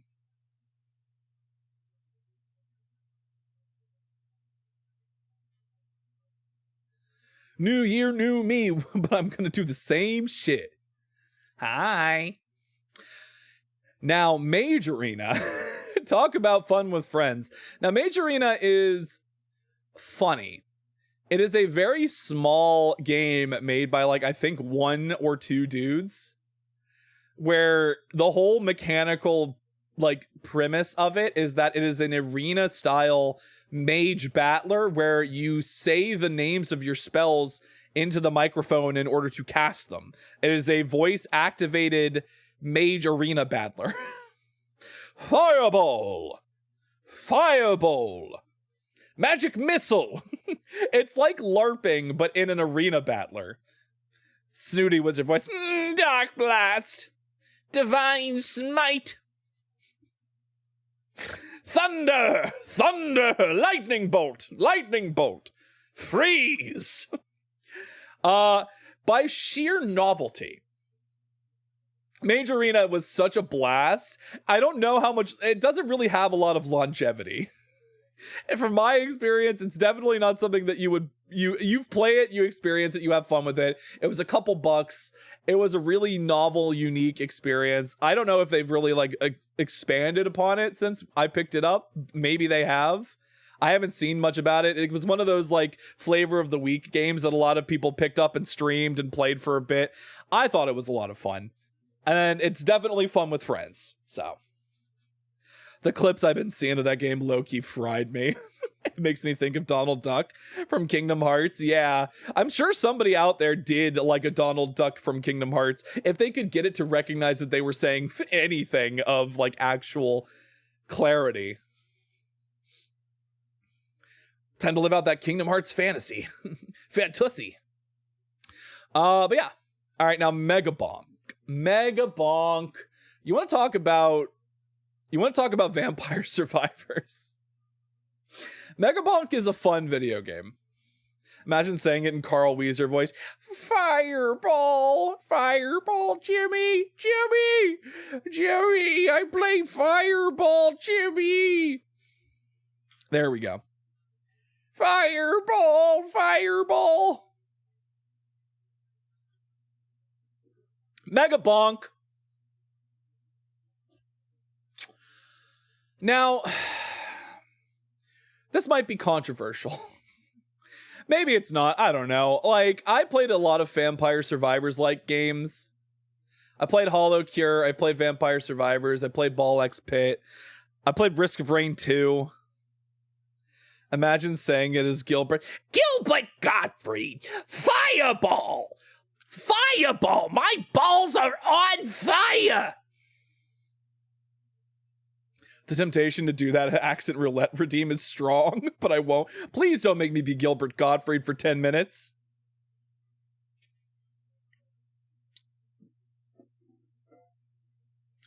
Now, Mega Bonk, I definitely appreciate what it does. I think it's definitely a sort of like meme. In a lot of ways, Mega Bonk is a huge meme, and it doesn't take itself very seriously, which I think I approve of, because I think if you're gonna be a game in that space, like, you kind of have to not take yourself seriously, right? Thank you for the Milk the Minotaur redeem, Zephyr.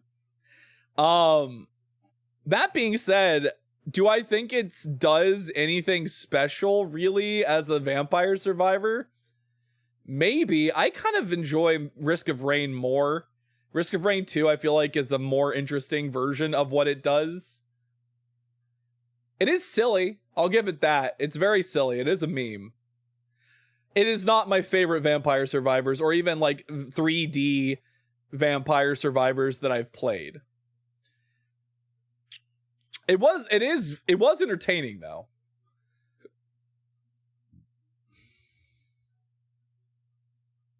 Have I tried the DLCs for Risk of Rain? I don't know some of the ones they released more recently, maybe not. But I played a lot of the stuff they released for free. I don't want to put Megabonk in technically playable, but like,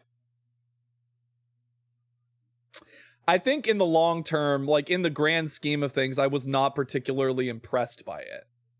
It was fun though. It was fun. Like, it's hard to say, like, do I feel like the need to go back to it? Not necessarily. Thank you for the hydrate, Travis. I'm doing a lot of talking, so I'm definitely feeling it in the throat.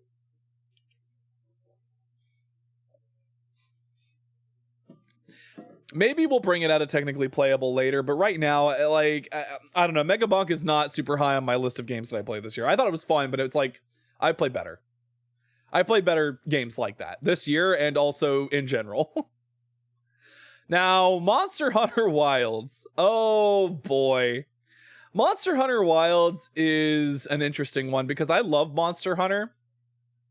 And I thought Monster Hunter Wilds was going to be really, really good. And I think it has some really cool things going for it.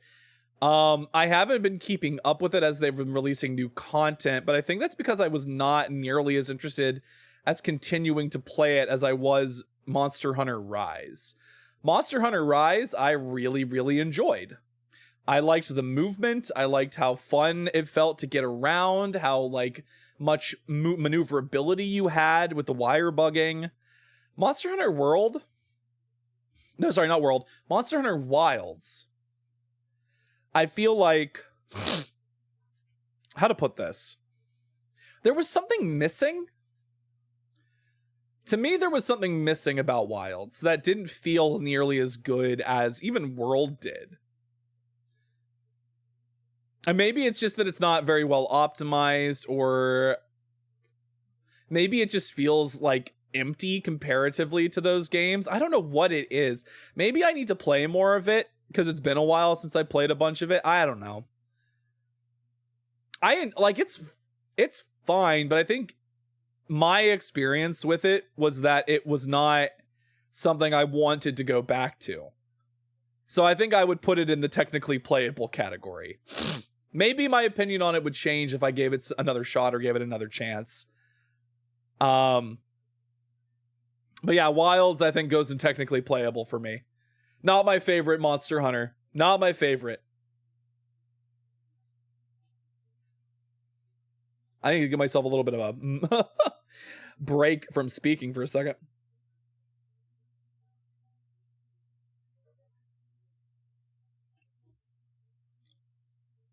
I don't know, did any of you else play, did anybody else here play much of Monster Hunter Wilds this year?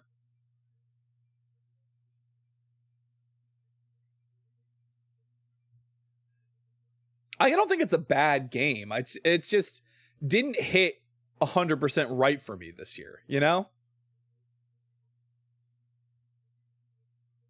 Which sucks to say, but because I'm a fan. I just think there were some missteps. It feels like there were some missteps this time. Or maybe I was just not in the right mindset for it. Maybe I wasn't receptive to it. I feel like I would just rather play Rise. Which is weird to say.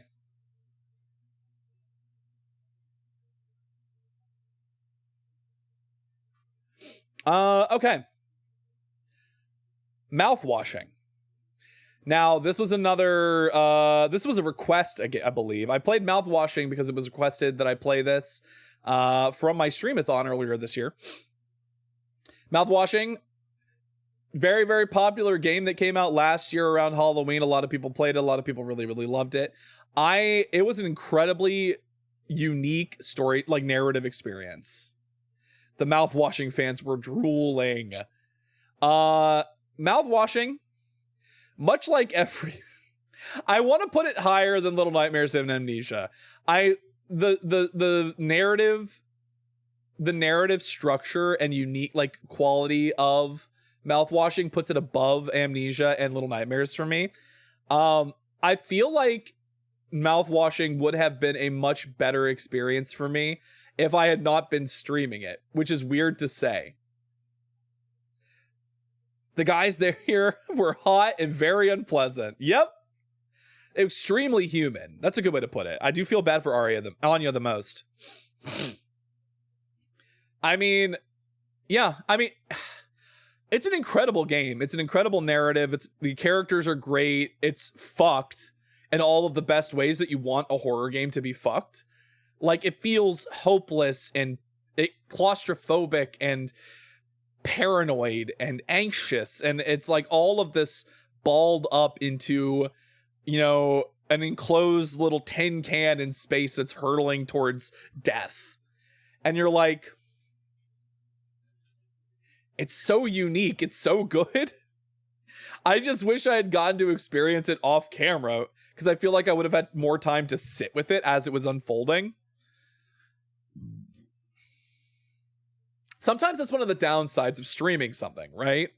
Especially something that is so heavily narrative focused where you just don't feel like you have enough time to sit with it.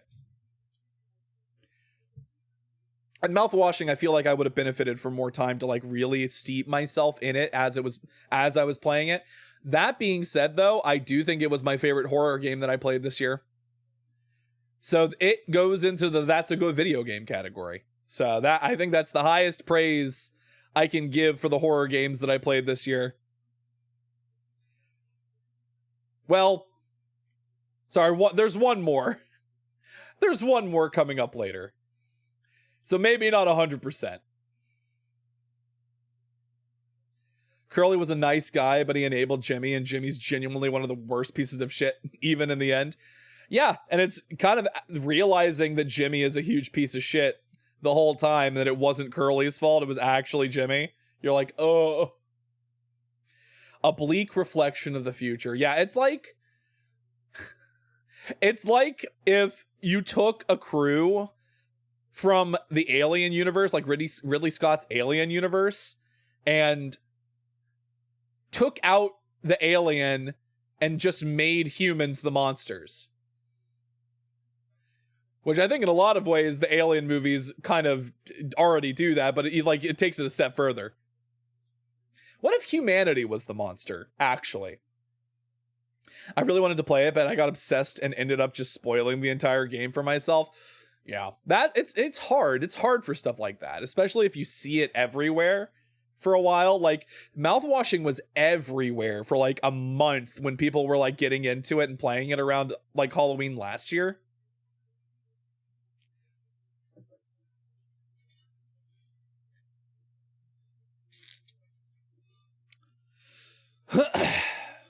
Oh man. All right. Now, going into a game, weirdly enough, as much as I'm talking, going into a game where I actually had to stop reading every single thing that was being said out loud, because if I didn't, I would lose my voice. Paradise Killer. Paradise Killer is a really very interesting sort of experience. It is... I could say the same thing with Pokemon ZA and the 100 line. Capitalism created monsters of people, allowing people to be their worst version of themselves. Lady Gaga Killer. So Paradise Killer is a really, really interesting game. That's not where it's going. I'm just putting it up in here. Paradise Killer is a really, really interesting, very, very much narrative focused. I'm going to be so honest. When I played through it, I assumed there was going to be a lot more to the sort of like deduction of it, whereas a lot of the gameplay in Paradise Killer was much more sort of like explorative and like visual novel, sort of like talking to people based. Like, a lot of the actual evidence, there's not one solution. There's multiple ways to like solve the case, I guess, based off of the information that you find. And if you find all of the information, it's really up to you to decide how you think the best possible way for this to end is, based off your idea of like what is justice, who deserves to be brought to justice, given everything that's been going on. Do you try to be as impartial as possible and bring down the hammer of justice as best you can, as evenly as you can? All the characters are very interesting. I think the designs are very, very cool. The dialogue is very fun. The music's insane. Yeah, I mean, it was a really good experience. I really, really enjoyed it. I just feel like it kind of left me wanting more in terms of like deduction. Like I'm not saying that not having one correct sort of like solution to what happened and not having to like really fight for it and figure out what that thing was. Like if you found all the information, you know what happened. Like it's not, you don't have to guess. But I liked it a lot. It was a very fun game. And I liked the sort of like, I was along for a ride and it definitely felt that way. I think I would probably like the game that they have done after this, which is Promise Mascot Agency, a lot more gameplay wise. That being said, Paradise Killer I thought was a very, very fun experience. And I think it is definitely good to pass the time. It was a quality experience. I would not say it was definitely for everyone, but if you like that sort of like narrative focused sort of like gameplay and like you don't necessarily care too much about viewing it as a purely sort of like logical deduction based game, it was a good experience. Peak is fun with friends. You can also play it solo. My unfortunate thing about Peak is that I had issues with staying connected to game like online lobbies when I was like collabing with people on this game. I kept getting kicked and it was really annoying to the point where I stopped playing it because I didn't know if I could actually like get through a session without getting disconnected randomly. And that sucked, but I like the game. I think it's a fun game. People call it friend slop. People say it's another friend slop game. I think this one was a win. I think this one, and the fact that people still play this game, I think says a lot. But I liked Peak. Peak was a good one. And let's just get this one out of the way too. Repo, also fun friend slop game. I had a lot of fun with this one. Never really had problems with being disconnected from Repo. Peak is a fun game, but if you have too many things open, it will make the game lag, which really sucks. Yeah. No, it wasn't the best optimized. So I think maybe now it might be better. It's hard to say.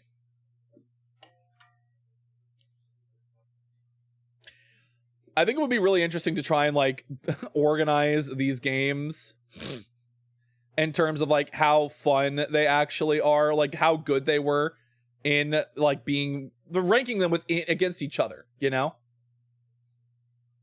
And to me, I had the most fun with Repo and Peak. I had more fun with Repo because I actually got to finish more games of it. Peak, I think if I had gotten to play more, I think I would probably like more than Repo. Buckshot Roulette, I didn't get to play a lot of, but I definitely enjoyed it. I think if I had played too much more of it, though, it might have worn out its welcome. Mage Arena was a very novel experience, and Lockdown Protocol, I think, needed more time to cook. That's kind of how I would put all those. Like the friend slop games. Well,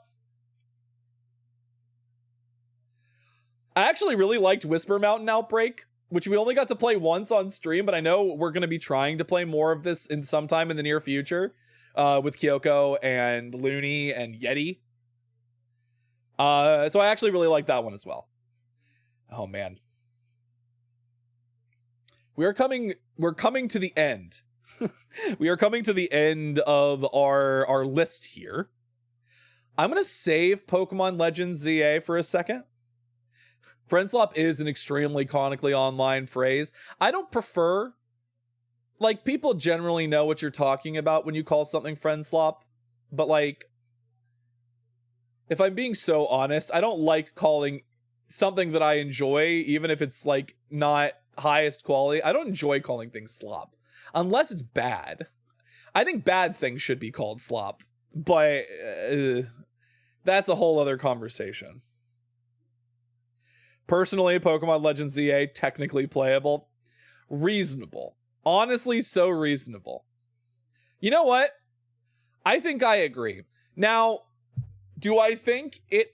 A lot of people say the game is unplayable trash. I think those people are wrong. I don't think it is unplayable trash. That being said, I do think Game Freak needs to pull their heads out of their asses and make better Pokemon games. Because I like Pokemon Legends ZA, but oh boy, does it need... There's so many things that could be improved.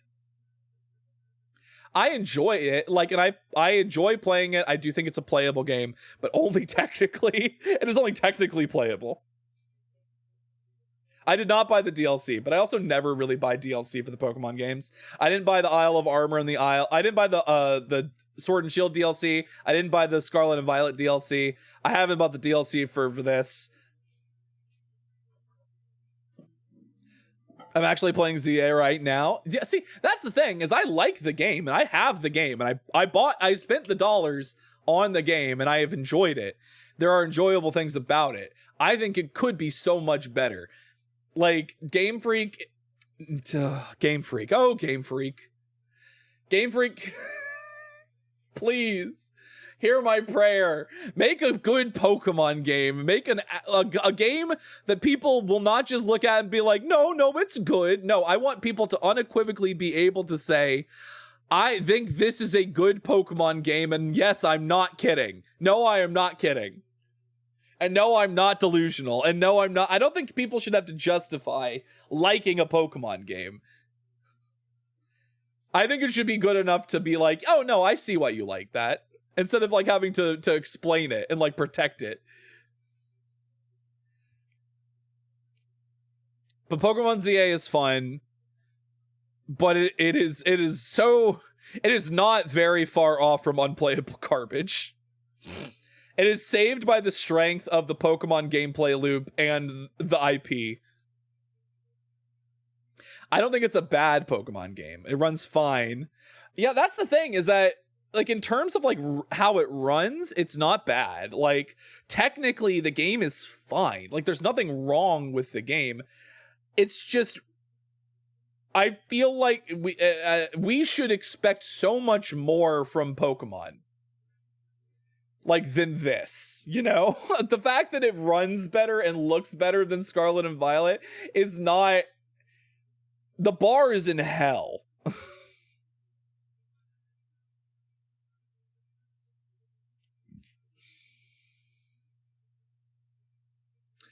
And that's not Game Freak's fault. Like, I can't even blame Game Freak for the release schedule. That's not their fault. They don't get to dictate that. That's the Pokemon Company. That's like the fucking massive propaganda hype machine that the Pokemon is. They need new games to make new series, to make new cards, to make new merchandise, so they can start the cycle all over again when a new game comes out. It sucks.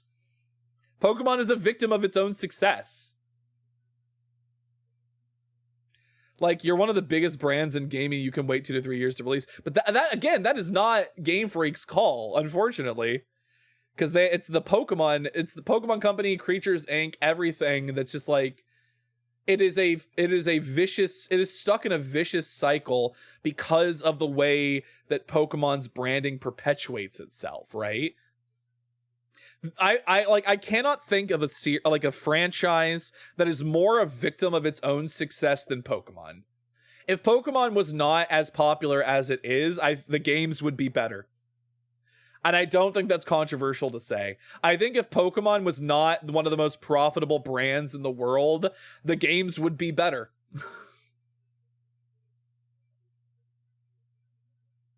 It's crazy to think that, but you know, being one of the most successful and profitable brands in the world often does not mean that you get better shit.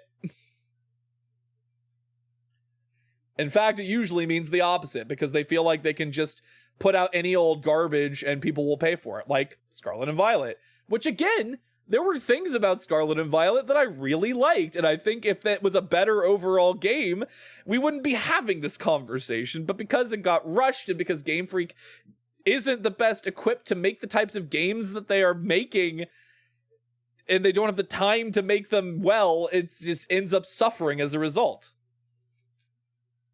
Story is interesting, a good follow-up on X and Y with a fascinating story. However, the DLC legitimately feels tacked on. Oh, for ZA, yeah. Suffering from success as. Exactly. All right, well, Pokemon ZA, technically playable. We have 6 more games left on the list, and we will finish them up when we come back from our next ad break. We're going to head over to the BRB screen. We'll be back in just a few short minutes, so everybody sit tight. We'll clean up the rest of this tier list and then move on to other things before we head into the end of 2025 and the beginning of 2026. So sit tight. We'll be right back. See you in a few.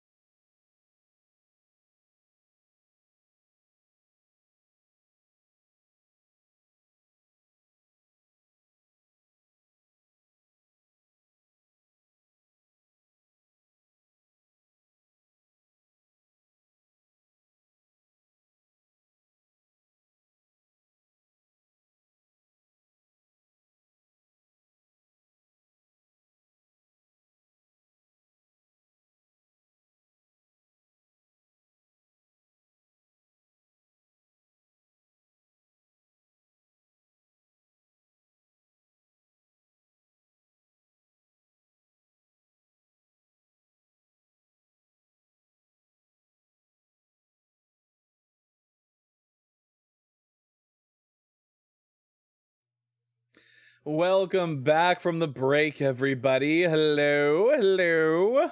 All right. We've got 6 more games on our list of games that I played for the first time in 2025. Let's just do the next 3.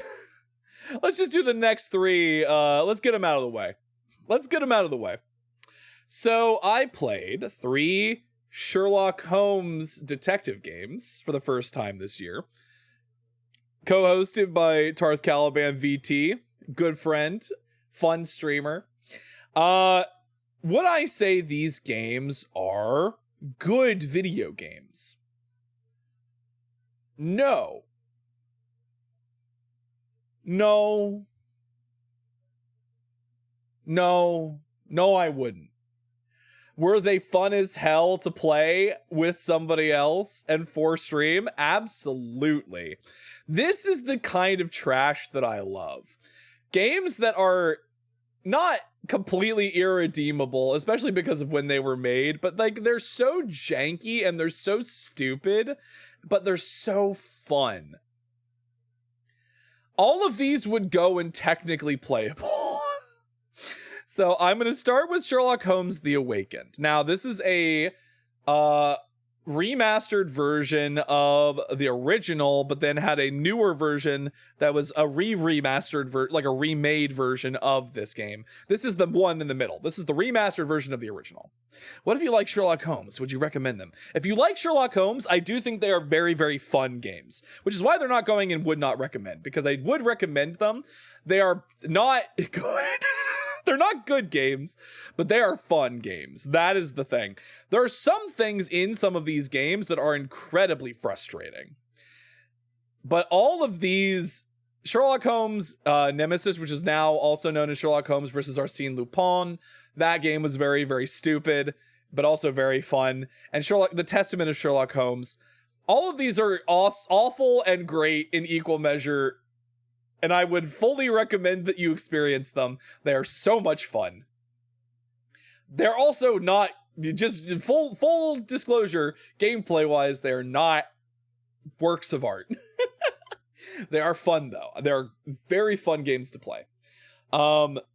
We played them because they were particularly interesting to stream and very funny. There's a lot of good old-fashioned racism. There's a lot of good old-fashioned janky puzzles. There's a lot of good old-fashioned leaps of logic, bad voice acting, the works. They're definitely good games to riff on, 100%. But they would all go in the technically playable category. Though there is one that I attempted to play this year that technically wasn't even playable, because I literally couldn't play it when I tried. It doesn't have, it was so old that it didn't have resolution. It didn't have resolution options that you could change to that were 4 monitors over a certain resolution. So like things were completely off, like placement wise on the screen. You couldn't actually physically play the game because nothing lined up because the resolution was so off. It was wild. I think it was Silver Necklace. I think it was Sherlock Holmes, the Case of the Silver Necklace or something like that. The game is so old. You would have to like you couldn't window it either. Like it was unwindowable. It had to be full screen and it couldn't be any lower. Like you couldn't raise the resolution to make it work. And we have the same problem with like The Awakened and Nemesis and Testament, but all of those games you could at least, change the resolution even if you couldn't force them to window. The one you tried to play, sir, not appearing in this stream. Exactly. We couldn't actually play it.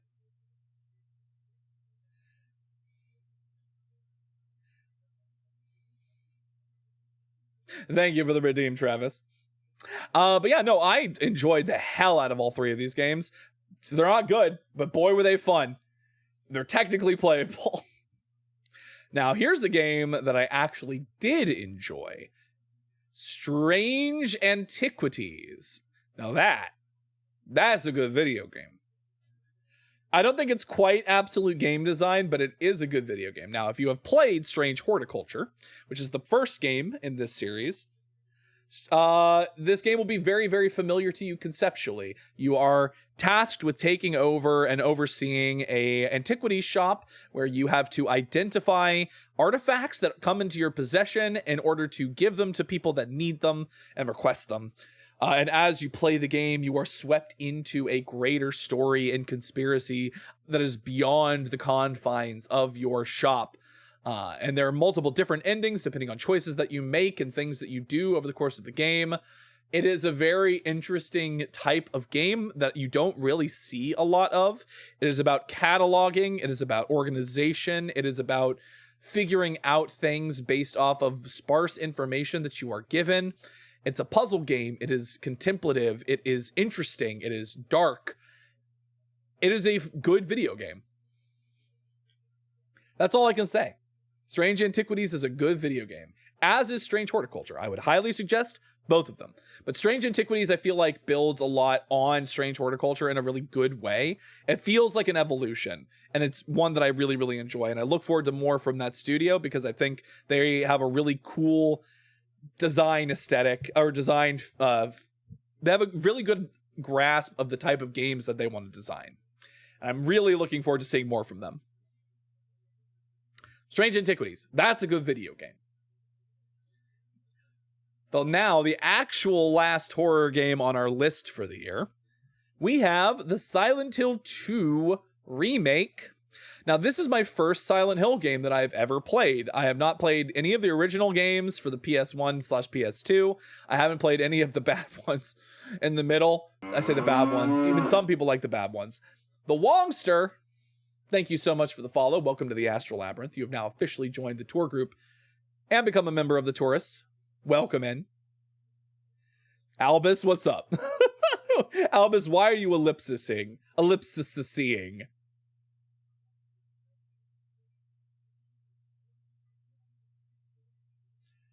I'm gonna wait. I'm gonna wait till you give me an answer. I have thoughts on the remake. Okay. Reasonable. I liked the remake. I thought the remake was fine. But I also didn't play the original. So, I don't have baggage, I suppose. And that's maybe one way to put it. I don't have hangups about the series. I had never played a Silent Hill before, but I enjoyed my time with the remake. I thought it was good. This hill sure is silent. I would say Silent Hill 2 remake goes in the that's a good video game category. I thought some of the performances were very, very good. I thought it was very, very atmospheric, and like I think it was left a lot of room for you to think and sort of interpret and sort of feel. It's obviously a story that is, you know, not new because Silent Hill 2 has been out for years. But I don't know. I liked it. I enjoyed my time with it. It definitely felt Silent Hill 2 is very beloved as a horror game, and I can see why. It definitely holds up. It does get weirdly hard at the end. The difficulty curve is really weird, and that the last two fights in the game are extremely difficult, whereas you can get through most of the game on hard really easily. The last two fights punch you in the fucking dick. I did it though, because medium would have been boring, because the combat was not hard. Team Silent really made a good series. It does make me want to play F, and it does make me want to play some of the other games, but we'll see. We shall see. Silent Hill 2 remake, I enjoyed it. I don't have a lot of the experience of the rest of the series, but I know Silent Hill 2 is like one of the more beloved entries for a lot of reasons. Some people just think Pyramid Head is hot, and I think there's a lot of complicated emotions about thinking that Pyramid Head is attractive. Especially because the version that they think is attractive isn't the version from the game. I only got F because of Ryukishi. I've watched a couple playthroughs of F and it seems really, really interesting. I don't know if it's one that I'll pick up anytime soon, but like, I think it definitely does. From what I have seen, it sort of takes, it does capture a lot of like what made the original Silent Hill games what felt like Silent Hill, even though it goes off in such a different direction. I feel like it gets a lot of undue shit for being clearly what it's about, for being as about what it's about as it could be. I think people are being really weird about it because of like the general prevailing feeling about feminism and like, you know, that making games about issues that women face. But that just kind of proves that the game is necessary and that it should exist and that it needs to be as unambiguous in some ways as possible. It sucks, but you know. All right, last game, and I almost forgot because this is one that it's a Ryukishi game, all right? If you read his visual novel, you see the amazing charm and storytelling. No, like I definitely think there's a lot of really interesting stuff going on with it. I want to see. I've only seen a couple of the endings. I haven't seen all of them. So I would want to see like one of the like not true endings, but one of the more complex endings to get a real grasp of what's going on there, or at least a different interpretation of what's going on there. But this is one that I almost forgot about because this is one that kind of like stealth dropped on me this year. But if you remember when a lot of former members of Rare, the studio that brought us Banjo-Kazooie during the N64 era, and Banjo-Tooie, the sort of puzzle platformer collectathon originators, Donkey Kong 64 and all that jazz, they created a studio called Playtonic and started a Kickstarter for a game called Yooka-Laylee that was supposed to be a revival of the Rare platformer. And then the game came out and there was a lot of things about it that just didn't hit right. And people were disappointed, understandably. And I remember trying it and being like, okay, this isn't really exactly what I was hoping for. I was one of the people that backed it when it came out, like when the Kickstarter happened. Then they released another game with the Yooka-Laylee characters and universe that was more of like a side-scrolling kind of like platformer, more like a la Rayman Legends. It was like the Yooka-Laylee and the Impossible Lair. And that one got way more better received because it felt like it was a better like realized vision of that world and those characters and that sort of game. And then this year they put out Yooka-Replaylee, which is a revisit to Yooka-Laylee that fixes a lot of the problems with the design of the original from Playtonic, and just makes it a more enjoyable and approachable experience. I played a little bit of it. I want to go back and play some more. I definitely enjoyed a lot more my time with it than I did in the original. I think a lot of the problem is with Yooka-Laylee originally is that there was a lot of they tried too hard to make it be like Banjo-Kazooie in its original form, where you got new moves that allowed you to do new things and explore new areas, but the way that you were supposed to do it, like the worlds were sort of empty because you had to unlock more parts of the worlds by getting more pages, and the more pages you got, the more different sections of the world you could unlock and like explore and get new moves and sort of be able to do more and explore more. They did away with all that in Yooka-Replaylee, and you just have all of your move set at the beginning of the game, and you get access to all of the worlds, so you can just go through and do everything the first time that you're there if you really want to. And I think it feels a lot better. The exploration's a lot better. It feels a lot smoother. You can do a lot more. A lot of the currencies and things that they introduced, they use for more aesthetic stuff like new outfits and tonics that sort of like change the gameplay experience. And it's just it's nice. It is a nice experience. I wouldn't say it like blows my mind or anything, but I do think it is good to pass the time. The Awooga eyes popping out of the face gif meme, exactly. But Yooka-Laylee, I think, is a good to pass the time game. It's one that I've definitely enjoyed and I would like to play more of in the future, but like very casually. I'm not dying to go back and scour it and get sort of like everything out of it possible. Hey, we did it. All 35 new games that I have played for the very first time this year ranked. Let's just go over it for a second. We have all of our Fun with Friends games that were new this year that I played for the first time. We have Repo and Whisper Mountain Outbreak and Peak and Buckshot Roulette and Mage Arena and Lockdown Protocol. All of them fun in different ways. I do think the order that I have them from left to right is generally how I would suggest them and how much I enjoyed them. The one game that I played this year that I legitimately stopped playing because I didn't feel like I was getting out of it what I wanted, though it doesn't mean it was a bad game. Look Outside. Very good game for the people that it resonates with. It didn't resonate with me in nearly the same way that a lot of people it did.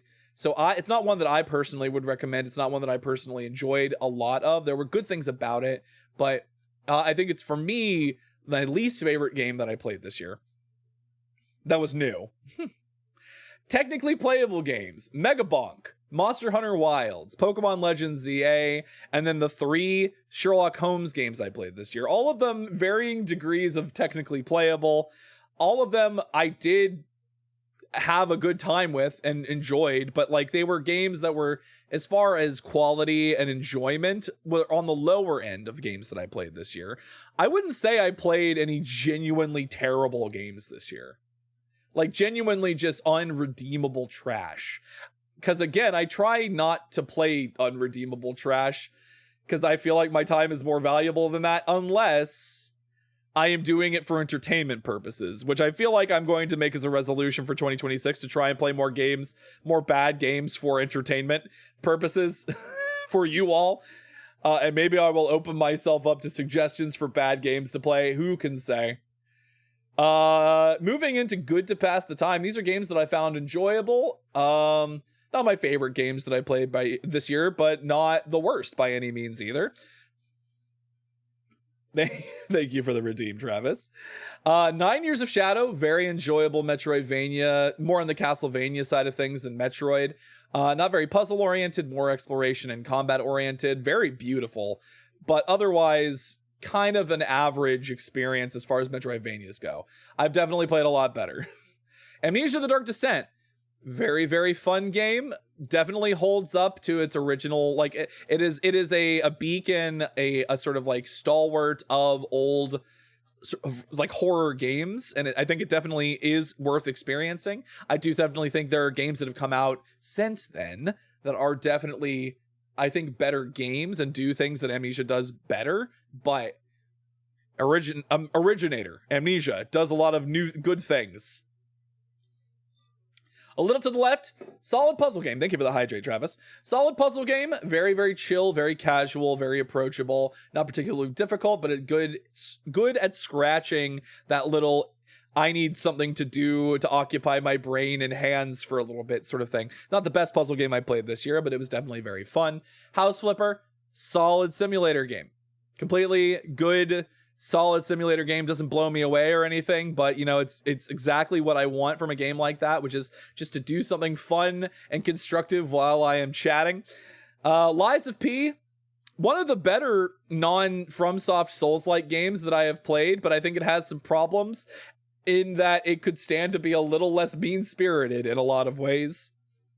Solid game though. First half really liked. I think it loses it in the second half as it just gets really mean for some reason.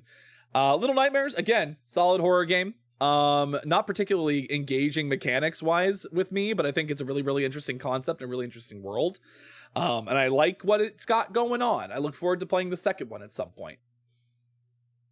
Liza, it's Liza with a Z, not Lisa with an S. Paradise Killer, very enjoyable visual novel. A lot of really good characters, dialogue, music. The gameplay, I think, was the thing about it that I found a little bit lacking, but I did think that everything else about it was extremely stylish and fun. So solid experience. Yooka-Laylee, just talked about it. Fixed a lot of problems from Yooka-Laylee. Fun collectathon experience. Just a fun, casual collectathon experience. On to games that I think were actually very good that I played this year. AI the Somnium Files Nirvana Initiative. I don't really have much to say about this one. Game's batshit, Uchikoshi's insane, and I love him for it. AI the Nirvana, the Somnium Files blew my mind multiple times and felt incredible while I was doing it. Ball X Pit, very, very interesting roguelite Vampire Survivors riff. Taking Brick Break as a formula to riff on Vampire Survivors and like the sort of like idle clicker sort of thing. I think it's very, very interesting. Very much enjoyed it. Loved that. Ball X Pit. I think it's definitely worth checking out. It's also pretty cheap. Donkey Kong Bonanza. Donkey Kong got the Super Mario or the Mario Odyssey treatment, and it's fun. It's an enjoyable experience. If you have a Switch 2 or you get one at some point, Donkey Kong Bonanza, definitely worth picking up. Elden Ring Night Rain. It didn't go into my fun with friends category because I felt like it actually deserved to stand on its own in terms of the experiments that it kind of did with FromSoft's formula and like treating it more like a multiplayer co-op experience than as a single player experience. I think there was a lot of really interesting things that it did, and I enjoyed it and played it a lot. So it made it to my good video game category. Fields of Mystria, really very, very, very good farming sim. If you like Stardew Valley, I think you would enjoy Fields of Mystria. I think it does a lot of things really, really well.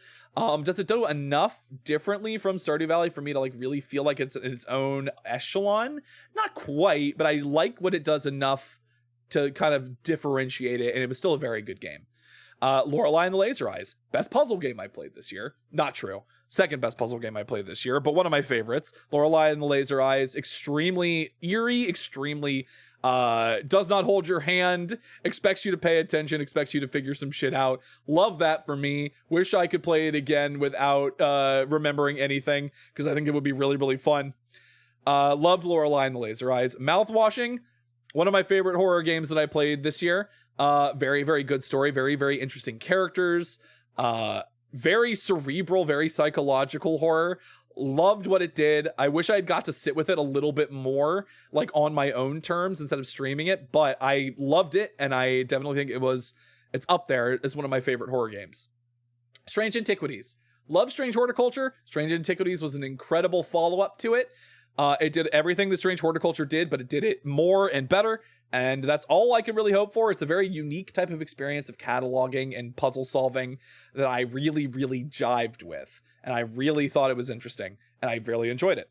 Silent Hill 2 Remake, first Silent Hill game that I've ever played. Really, really enjoyed it. The story of Silent Hill 2 is incredible, and I think it stands the test of time. I think it's probably one of the best examples of its type of storytelling in horror. And yeah, I mean, there's really not much else to say. We just talked about this one too. So now, my 5 favorite games that I played in 2025. And funny enough, all of these were games that came out this year. So our top 5 of games that we played this year are games that were released in 2025, though Hades 2 entered early access technically last year, but that's neither here nor there. Blueprints, actual best puzzle game I played this year. Incredibly unique, great experience, very cerebral. It will make you feel like an idiot in the best way possible. I loved it. Expedition 33, Claire Obscura Expedition 33, one of the best RPGs I played in a very, very long time. Incredible Western RPG that takes a lot of inspiration from JRPGs. Action-based combat that uses parrying and dodging in really, really interesting rhythmic ways. Incredible story, incredible art direction, incredible music, incredible characters, so much about it just feels so good and so refreshing and so unique. Even if all of its sort of like disparate parts by themselves are not necessarily the most unique things individually, it really adds up to be more than the sum of its parts. Love Expedition 33, definitely one of the best games that came out this year in my opinion. Hades 2, like I said for Strange Horticulture and Strange Antiquities, it does Hades 1, but more and better in every way that you want it to. It is an incredible game, an incredible experience, the height of what Supergiant is capable of putting out. I have to wonder what they are going to do next and what they're going to give us in the future, now that they have finished their first and only direct sequel.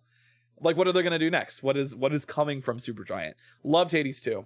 Silksong, 7 years was such a long wait, but this was an incredible follow-up to Hollow Knight from Team Cherry.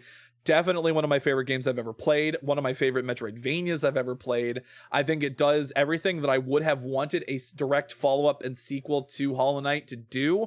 It built its own unique mechanical identity off of the back of such a strong formula and foundation laid by Hollow Knight, and it's all I could have hoped for. Was the game hard? Yes, I liked it. It's not for everyone. And I resent a little bit the fact that the hype machine around this game was so big that it kind of caused people to try the game that definitely weren't going to enjoy it. But, you know, that's kind of just the nature of the beast of the hype machines these days. And then one of my biggest surprises and most, like, just gobsmacked, like, just kind of incredulous reactions to a game this year, 100-line Last Defense Academy. I don't know what the fuck Kodaka and Uchikoshi were thinking making this very ambitious game, but it is incredible. It is wild what the ambition behind what this game is and what it represents. I wish people would play it more, because if you don't even have to like Danganronpa. Like, it just what it does, and the pure sort of ambition of what it's trying to accomplish is so fascinating. It should be studied. Whatever they took, whatever they were on when they conceptualized this game, I want some. I think it was Adderall. I'm pretty sure it was just Adderall. Or cocaine. But those 5 games, I feel like 2025 was such a strong year. And there were so many games that were so good this year. Hold on, let me see the list. You feel free to judge me, Looney. Feel free to judge me. Let me make it bigger for you.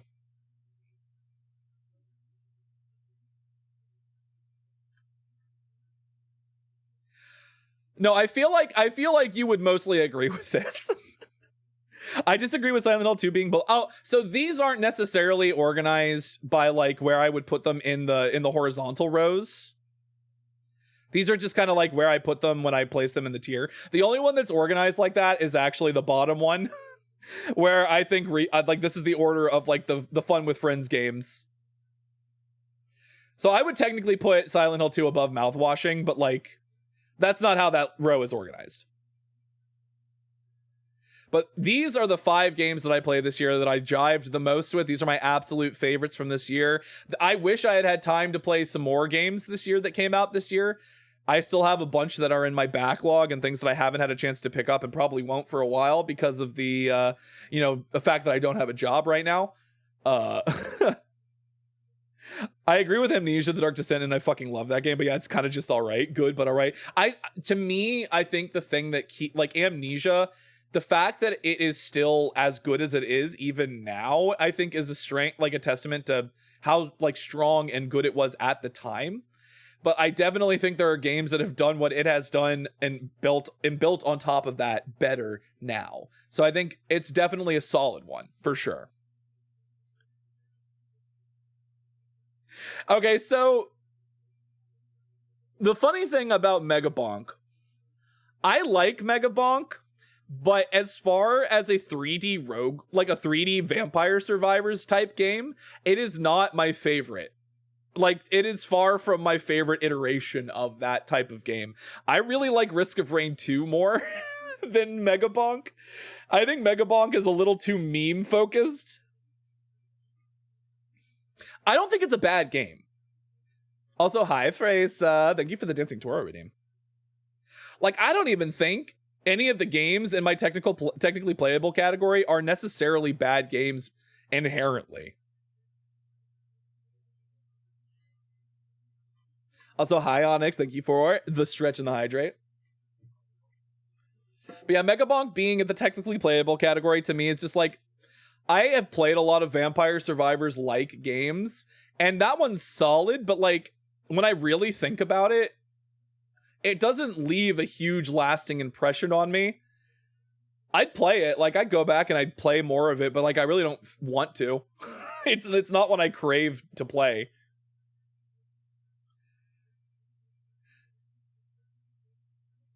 And all of these were games that I really, really enjoyed this year. Night Rain, I felt like deserved its own sort of slot in the list instead of being down and fun with friends, because I think the risks they took with experimenting in like the FromSoft formula, like having it be more co-op and multiplayer focused, was enough to warrant it being in the main list. And I think it's a good game. Like, it's a fun, good video game. It's a good, fun video game. I feel stronger about Night Rain, but I think that just comes down to personal preference. And I really, really like Night Rain. I played a lot of it. Like, out of a lot of the games on this list, I played a lot of Night Rain. It's just not one of my favorite games that came out this year. Like, the competition is steep. The competition for games that came out this year is incredibly, incredibly steep. So it's not like a reflection on Night Rain at all that it does not make it into the top. In another year, maybe it would have. But thank you for the Dancing Toro redeem phrase. So there you go. But no, like, there was a lot of really good games that came out this year. Obviously, a lot of the games on this list weren't games that came out this year, but have come out in the past couple years or longer, depending, like Amnesia or Little Nightmares. But I really, really liked. And again, Look Outside being in the would not recommend category, to me, is not a reflection on the quality of the game. It's just not a game that I particularly jived with. Like, I don't think there's a really objectively a bad game on this list. I think Lockdown Protocol might be the closest to a bad game. I mean, Mage Arena is really janky, but it's silly enough to, like, it's silly enough and it's not intended to be a big thing anyway that I can't, calling it bad feels like it's in bad faith, you know?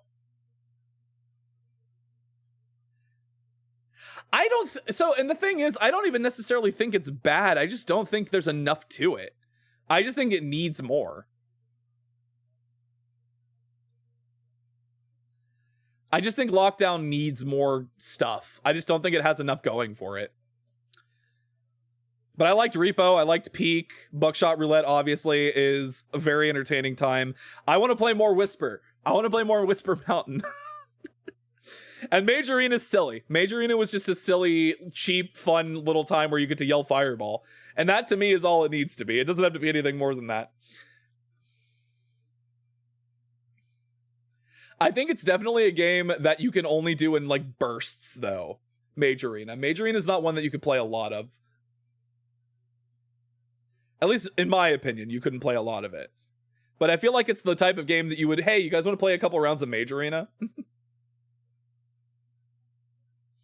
Oh shit, are they actually working on a follow-up? That's actually really cool. I was wondering if they'd done anything more with it, so you say that they're working on a follow-up. That's actually really interesting. I'd be interested to see what they do with it. Hell yeah. Anyway, I mean, this is where we're at. This is where we're at for our games of 2025. I should save this. Hold on. I'm going to save this.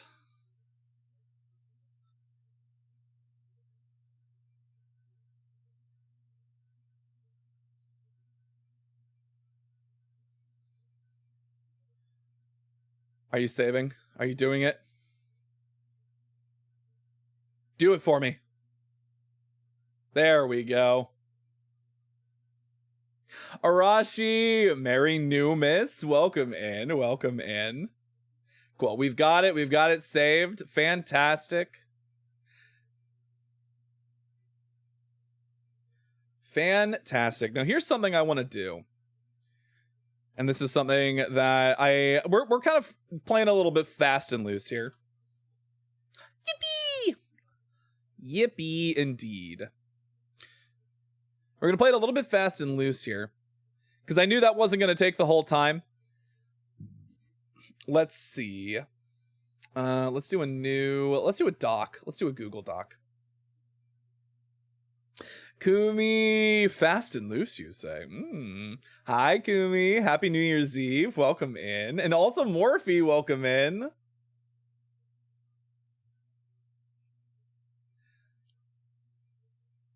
Happy New Year's Eve. Welcome in. Welcome in. We just finished up our list of our sort of ranking of games that I played for the first time in 2025. Take a look, see if there's anything on here you recognize, anything you played yourself. See how you feel about my rankings for it. But welcome in, everybody. Thank you for the daily milk redeems. Ugh. Do that stretch from Onyx earlier. I think this is definitely, I feel there's nothing particularly controversial about this list. Unless you feel very strongly about Look Outside. But again, I'm going to repeat myself. I don't think that's because Look Outside is a bad game. It's just not a game that I enjoyed. Which is not an indicative of its quality. I think it's a very interesting game. I think it's a very well-designed game, but it is a game that does not click with me, which is why it's there.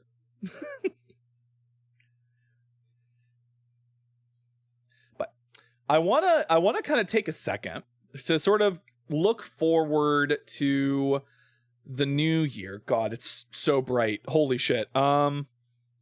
Stream goals for 2026. So I want to kind of think about the year to come and sort of try to figure out kind of what I want to do or what are some goals for us to sort of strive towards in the year to come when it comes to streaming. In the next 4 months, at the end of April of 2026, I will be reaching my 2nd year stream anniversary for making affiliate and from starting streaming. I started streaming on April 20th of 2024. And that is because that is the very first day of Taurus season. April 20th is the first day of Taurus season. I am the avatar of the Taurus constellation. It only made sense. It was the perfect start date.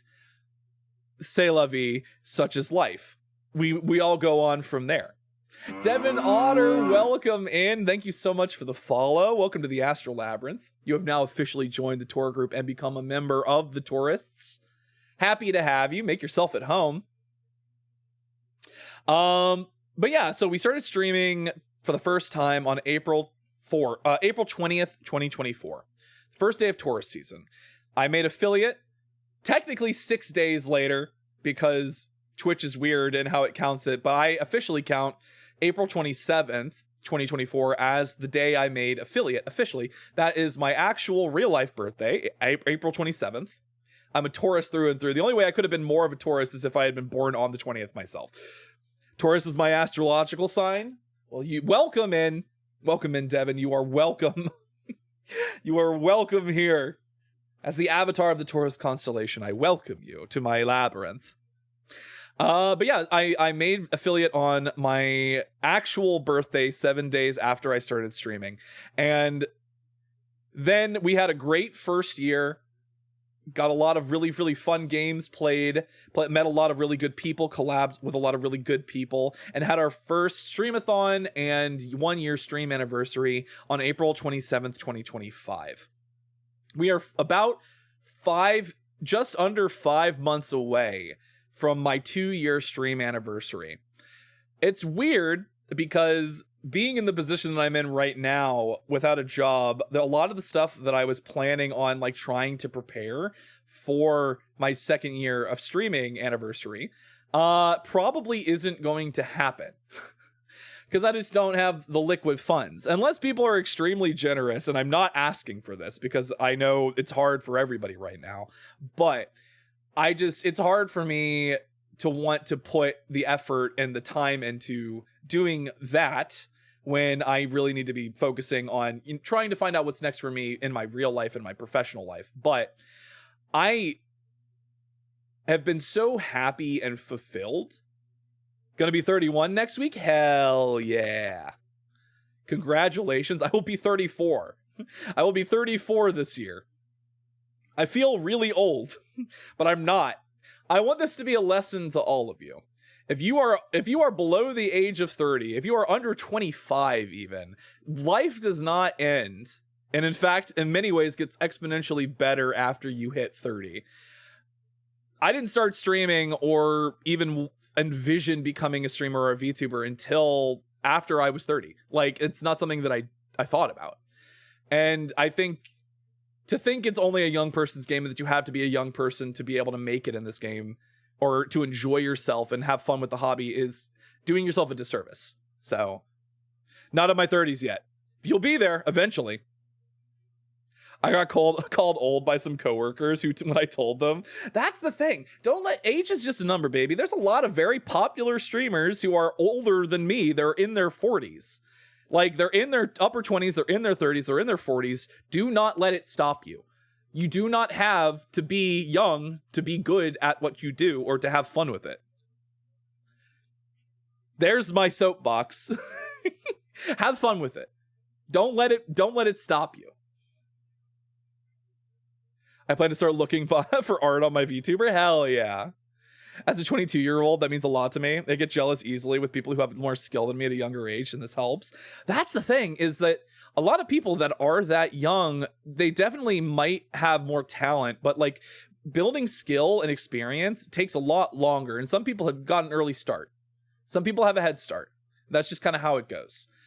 But I think perseverance and the sort of resolve to get better at your craft are more important than anything. Even if other people seem to whiz past you, even if people seem to do better than you, or you're not making it as far as you would have liked, as quickly as you would have liked, everybody moves at their own pace. Hell, when I started doing this almost 2 years ago, I didn't even imagine that I would hit 750 followers, which we just did tonight. I feel like it's incredibly reasonable to hit 1,000 before my 2-year anniversary, which is insane to me, right? Like, that's weird to think about. Yeah, streaming and VTubing is for everyone. Age does not matter. Hopefully the PDF or ideas doesn't confuse people, since this is my first time commissioning art. Listen, if they have any confusion about what you're looking for, you'll figure it out. Commissioning is an art form in and of itself. Hold on, give me just a second. I'm gonna drink some water.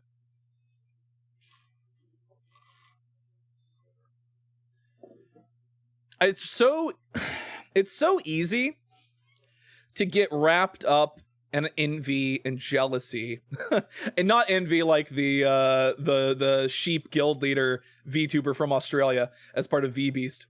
But it's so easy to get envious and jealous in the content creation space, because I think a lot of content creation feels like it is pitting us against each other, you know? Like, you are competing for attention, you are competing for a platform, you're competing for space, you're competing for viewers, you're competing for ad money, you're competing for everything. But like,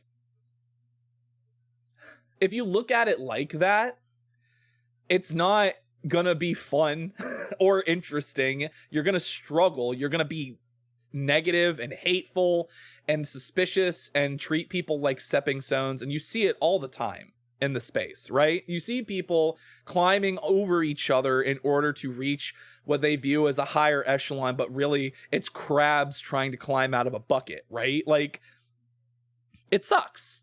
It sucks to treat people that way. And I think the most important thing to me is, while it's good to have goals, and we're going to talk about some right now, I think it's more important and more realistic to enjoy the process and sort of enjoy where you are in the moment and celebrate the little things, right?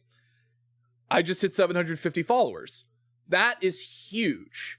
I'm a little bit under 5 months away from my 2-year anniversary. I'm 250 followers away, roughly, from 1,000. That is such a big milestone. But even then, like, when it comes to like the number of followers you have, that to me doesn't matter nearly as much as who shows up and how engaged and active your community is. And you all have been such a blessing to me.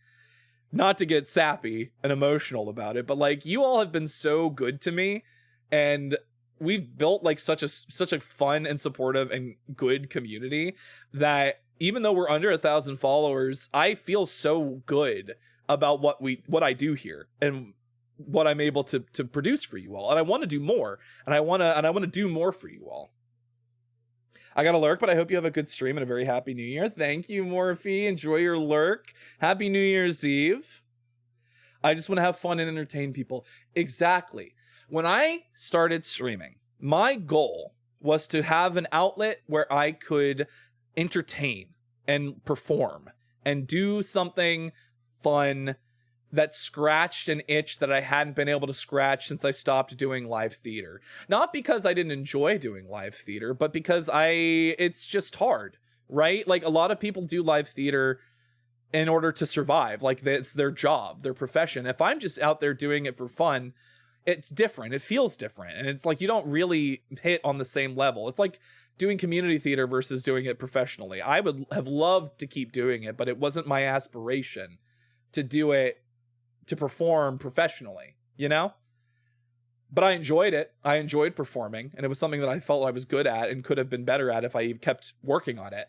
So streaming is that for me. And I, at this point, do feel like this is something that I could keep doing, that I could get better at, and that I could potentially someday make a living off of. Making content, entertaining people, not just streaming. I want to do more stuff. I want to do more like content. I want to make I hate calling it content, right? Like, it feels so jaded and cynical to call like videos and music and streams and all that stuff, to like put it under that sort of very restrictive umbrella of label of content. I want to make art. I want to share things with you all. I want to play games and be stupid on the internet. Like, that's all stuff that I want to do, and I feel like could be something that I continue to do and maybe do professionally going forward. Not right now. As much as I love you all, this does not make nearly enough money to do full time. But someday it could, and I think that would be great. I would love that. That being said, 5 months, my 2nd year streaming anniversary. I want to say one of my biggest goals right now, and this is not a set in stone, and I definitely don't have, it's hard to like quantify, right? Because the way that things have been moving, I've been getting about 500 followers a year, maybe a little bit less, but we've only been doing it for less than 2 years, so who can say? But I would love to hit 1,000 followers by my 2nd year stream anniversary. So by April 20th to April 27th, 2025, I want to hit 1,000 followers on Twitch. I do not think that is I don't even think that's close to impossible. I feel very strongly that this will happen. I'm fairly confident that we can do this. Oh, sorry, 2026. Yes, thank you. 2026. Hit 1,000 followers by my 2nd year stream anniversary. I think that is incredibly doable. I think that is I think it's a safe goal. It is a safe goal. Funny enough, if I hit 1,000 in my 2nd year, I will feel, I don't want to say accomplished, because I know there's so much more to go from there. But even then, like, with as good as the community has been, and as consistent as things have been, and as good as the CCV has been recently, I feel so strongly that like things are looking up, at least for the time being. And I don't want to think it's going to be like this forever, because it could just be the time of year. It could just be for a season, but growth comes in fits and spurts. I feel like I'm finally pushing past a little bit of a plateau. I had a pretty high start, a pretty good leg up from the beginning. And I haven't grown as much as some people have during that period of time, but it's been consistent and it's been strong, and the foundation has been growing bit by bit. And I'm very excited about that. So I think 1,000 followers by my 2nd year stream anniversary is incredibly doable. Now, another thing that I want to do that I don't think this is not so much a goal as it is an ultimatum I want to give myself. I want to increase the variety of streams and types of content I make. That is one of my sort of guiding principles for 2026. I want to do more stuff that is different. I want to do more stuff that is out there from just playing games and streaming them while you all watch me be entertaining. I want to do more collabs. I feel like I didn't do nearly as many collabs this year as I did in the first like 7 to 8 months of me streaming in 2024. I'd like to do more. We'll see how that looks. Obviously, not having a job, I might have more time for that kind of stuff while I look for something new, but it's hard to say. I want to do more, and I have stuff that I have on my list from the Streamathon last year, like more games to stream that people have requested. I have a fighting game stream that I need to do at some point. I have a League of Legends stream that I need to do at some point. I have a drawing stream that I have to do of people's OCs. I have I have things to occupy me, but we still have 5 months to do some of those things before the 2nd year stream anniversary. If you ever need to rank some stuff, hit me up. Hell yeah. I've been liking doing stuff like that, but I also don't want to fall like too much into a safety net. I still want to do a cooking stream. I need to do a cooking stream. That was a goal from the Streamathon. I need to figure something out for that. That is going to be difficult. That one might get postponed a little bit, which is unfortunate, but I think people will understand the circumstances. That is one that I do want to do though. So excited for Turk collabs. Yes, and I know I talked to Freysa about doing for more collabs. I know I talked to Freysa about joining me for the OC drawing stream. So that's something that might happen in the future.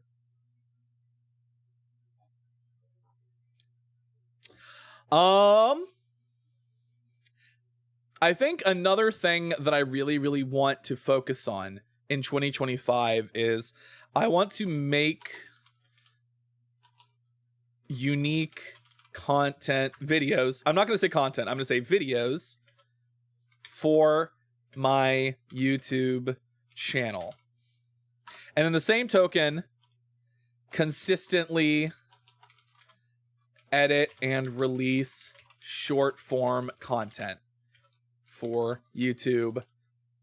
I don't think TikTok is going to be my moneymaker. I don't think TikTok is going to be my primary source.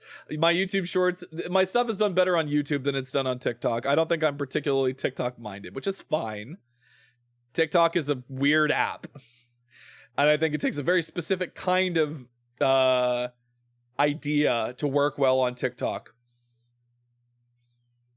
So, but these two kind of go hand in hand for me.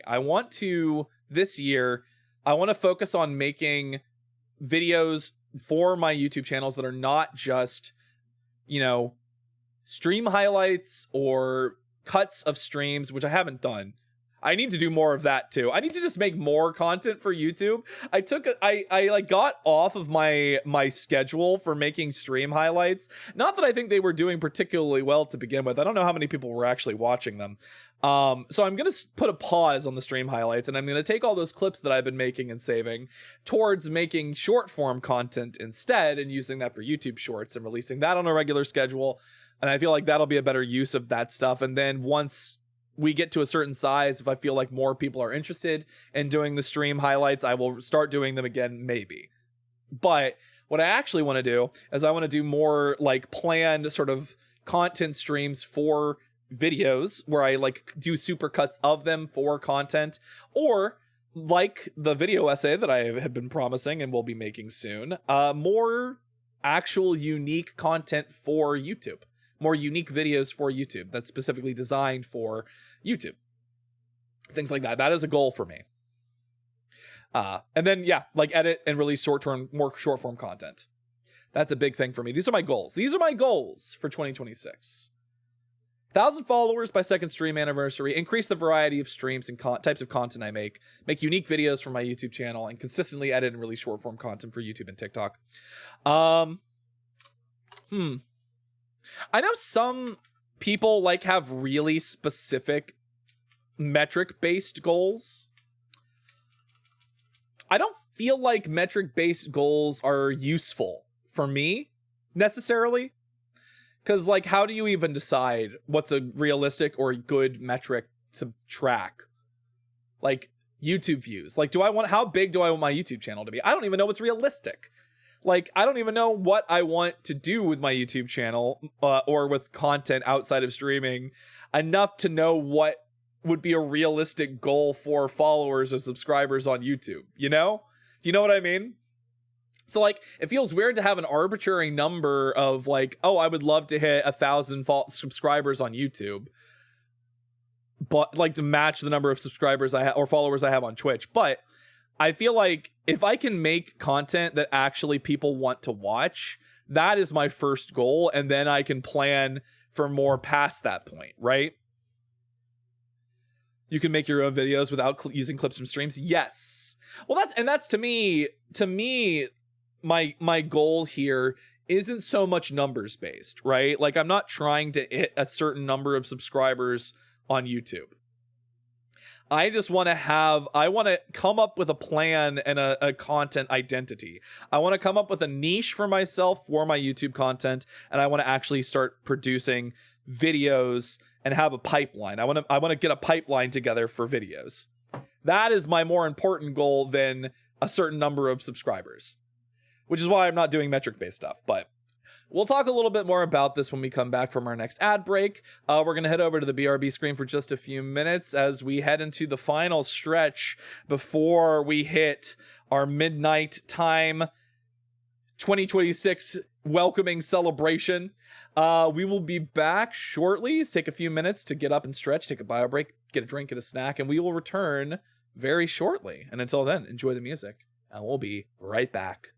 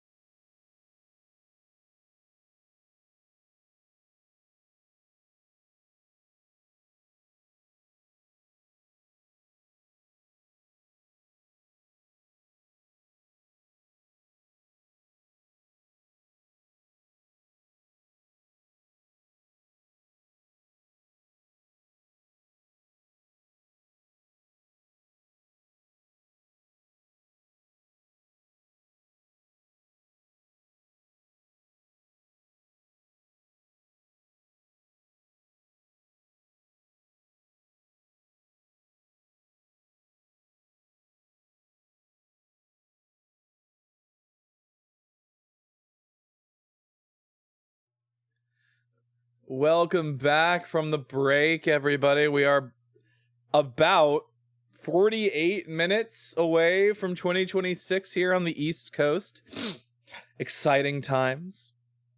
Kind of going over right now some kind of vague stream goals. I didn't do this. I will point out, I did not do something like this for 2024 into 2025 because I was brand new to making content and being a streamer. I'd only been doing it for about 7 or 8 months at that point, and I felt like I didn't really have a good grasp on what I wanted or what I was realistic to expect. And I guess maybe the point of goals to some, to like for New Year's resolutions, isn't to be realistic. I think it's like you try and shoot for the stars, like you try and make goals that feel like, oh wow, wouldn't it be great if like I really pushed myself? This is something that I could do. But I feel like part of what makes goals different from and resolutions different from like dreams is that they have to be something that could be realistically obtained, right? Like you have like even if it is something that would be hard work, it has to be like a realistic goal. Like I'm not anticipating good fortune. Right? I'm not anticipating a stroke of luck. I'm not anticipating having something go viral overnight and becoming, massively popular off of some random thing that I do that I can't really replicate. And I don't know why or how it happened. But so goals, to me, my goals are going to be for 2025 going into 2026. My goals are going to be to build on what has been demonstratable and make realistic and sort of disciplined decisions about how I want to approach streaming and my content. I think going forward, I think that's a healthy way to look at it, at least in my perspective. So interesting thing for me. This is going to be a really specific one, and maybe it's very specific and also extremely vague at the same time, which is kind of a funny contradiction. But I want to do more with Minecraft in 2026. I've always really liked Minecraft as a game, and streaming it has been really, really fun for me recently, and I kind of want to see what I can do with it. I want to do more with Minecraft in 2026, which is a really funny sort of like, what does that mean, Bo? I don't know. I have ideas. I have some ideas about what to do with it. I have ideas for some like videos. I mean, is there anything really truly new about Minecraft content in here in the year of our Lord 2025 going into 2026?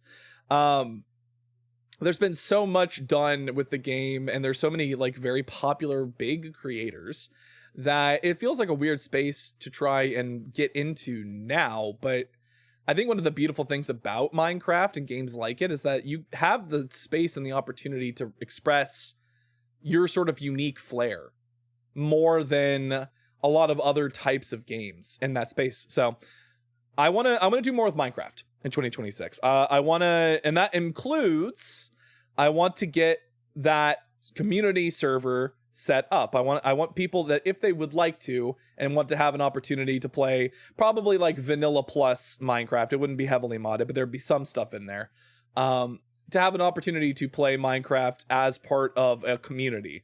So I really, really want to get a community Minecraft server set up for the Astral Labyrinth, and I could stream on the server and have that be a part of it, and I think that would be really, really fun. So that's one of the kind of an example of what I'm talking about, making some videos associated with Minecraft, whatever that ends up looking at. I want to do more stuff with Minecraft in 2026, and that's a personal thing.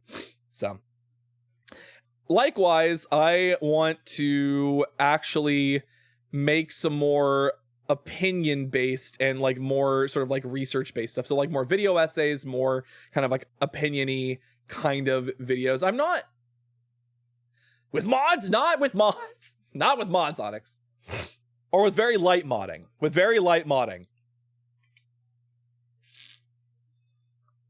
You know how I feel about mods. You know how I feel about Minecraft mods. Vanilla, that's what I said, Vanilla Plus. What exactly that would look like, I'm still not 100% sure, but Are there specific topics that you want to talk about? Minecraft sex mods. Yep. There's going to be sex mods. That's the only mods. That's the thing, is that's kind of what I want to figure out. But I want to make videos more leaning towards video essay topic opinion based content. I don't know what that looks like for me. I haven't really made a habit of sharing. Pardon? What do you mean pardon? The sex mod? The Minecraft sex mods? No, it's like Skyrim sex mods. It just feels weird at a certain point, you know? I don't get the Minecraft porn. I think that's weird. That's like a bridge too far for me. I don't know what it is. I don't want to watch rectangular people getting it on. It's weird to me. What was I saying? Oh, right. Social media has been so weird for me because I didn't get really involved in social media until I started streaming and making content and being a VTuber. It's not content that opinion-based stuff, like taking strong stances on certain things. I feel like a lot of times people do this when they don't really need to, and it ends up getting them in trouble. Though there are certain things that I think are very important about taking strong stances on. Yeah, I really want the Creusy. I thought the Endermans were pretty fun. Hi, Sam. Welcome in. Happy almost New Year. Welcome in. Welcome in. But yeah, I haven't been historically a very opinion forward sort of topical discussion haver when it comes to just anything really. And not because I don't have those opinions, but I feel like a lot of times there is an impetus on social media and in a sort of content-based like environment for you to be fast with your opinions instead of coherent and instead of well thought out. So be fast and loose and get it out there first. And even if it is, you know, even if the even if the feedback and the backlash is negative, you were a topic of conversation. You got out there. Your name is being seen. That's not something I want. I mean, they say no, all press is, there's no such thing as bad press, but I don't want to be one of those people that becomes known for weighing in on things, going off like half-cocked, right? Like, if you're going to say something, I think it should be measured and it should be, you know, well thought out, especially if it's controversial. Let's talk about the creepers. I saw the Minotaur found my Twitter earlier. I did. I thought I had been following you already, but I realized in that moment that I did not. I had not actually followed you. And I fixed that. That's the thing. I feel like Twitter actually unfollows people. Not that that's what happened here necessarily, but it's like you see people around and you think you follow them and then you realize you never did. And you're like, oh, I did that in my mind. That was a thing that happened. And then it didn't realistically. But I think it would be cool to like actually get, this is me going back to my more academic, like research topic based writing and presentation, from like college era Bo Astra. It's been a hot second since I've been in college, but you know, all that stuff never left. It's just buried deep. My analytical research based mind. I think it would be cool to make more researched video essay type stuff in the vein that Viv does his stuff, though I feel like our processes are going to be very, very different. I know Viv's process. Viv has talked about his process before, and I don't know if that's what my process is going to look like, but I want to try. Oh shit, you right. Oh shit, you right. Cutely explodes. Hi, Magnus. Welcome in. Welcome in. How many goals is too many? I feel like at a certain point, like having too many goals about what your year is going to look like starts to get you into trouble where you don't feel like you're doing enough, you know? I feel like this is kind of reasonable so far. Hit 1,000 followers by second year stream anniversary. Increase the variety stream and types of content I make. Make unique videos for my channel. Consistently edit and really short form content. Do more Minecraft. Do more with Minecraft. Make videos leaning towards video essay, topic, opinion-based content. I put down 6 for mine. Maybe 7. Is that what you're saying? 1, 2, 3, 4, 5. Well, that is 6. I mean, this is by no means like we can change these. We can update these as things are accomplished. If we feel like we have room for more, that's my plan. Yeah. I don't want to do like arbitrary. That's the thing, is I don't want to do like arbitrary goals, you know? Like just having goals for the sake of having goals. Like I want to leave room.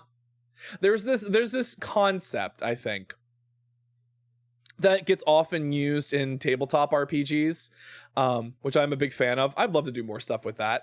I have ideas. When it comes to variety of streams and types of content, I have some thoughts that I've talked to some people about that I think would be very, very cool to try. We'll see how that goes. But there's this concept in tabletop RPGs that I picked up especially from a actual play show called Friends at the Table. From their very first season of Dungeon World, which is a hack of Apocalypse World, which is like a big, like, sort of powered by the Apocalypse system. This concept of draw the map but leave blank spaces, right? It's like you want to have a plan, but you want to leave room for opportunities to present themselves and for other ideas to come to fruition. You don't want to plan so stringently that you don't leave yourself room to be reactive. You don't leave yourself room to take advantage of opportunities that present themselves spontaneously. Like if you schedule yourself so rigorously that you do not have room to say yes to collabs, or you do not have room to say yes when a sponsored opportunity comes up, but you have to completely reschedule everything in order to do that. Or if you make yourself so busy that you just don't have time to take on new and interesting opportunities, you need to leave room. You need to leave blank spaces. You need to leave blank spaces for you to fill in later. And that's something I would like to take into 2026 as a streamer and as a content creator, as somebody who like makes things for people to enjoy on the internet. I want to have a plan. But I want to have the outline of a plan. I want certain things to be etched in stone, but I want to leave blank spaces to be filled in by other people, new opportunities, new ideas I might have in the future that I can't think of right now. Be inspired, you know? And I think that is an important thing. And you know what? We're going to make that a goal. We're going to make that a tenet. Maybe these aren't just goals. Maybe these are also tenets for 2026.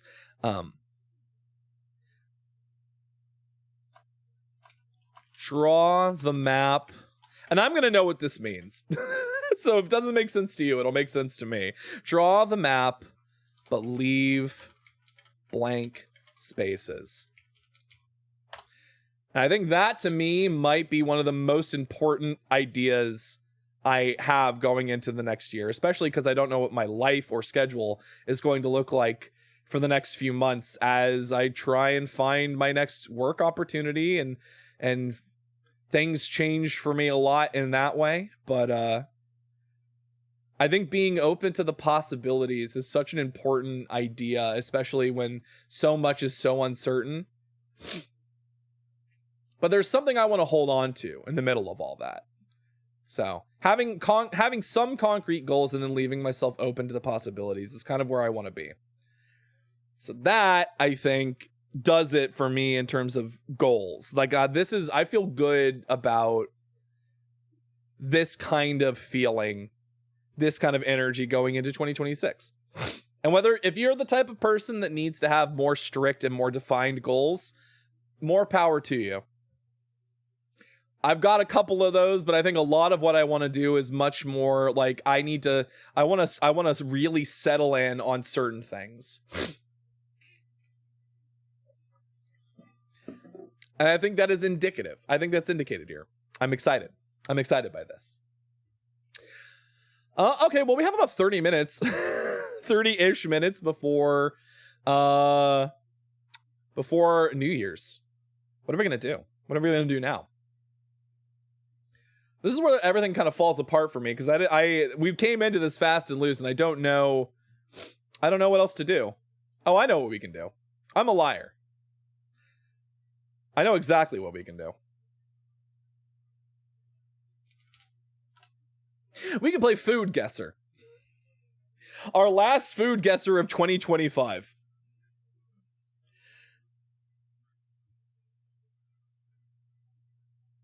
Oh, this is Bento. Girl, come on now. Oseki, sorry, not bento. Oseki, but it's Japanese. Clearly. Delicious.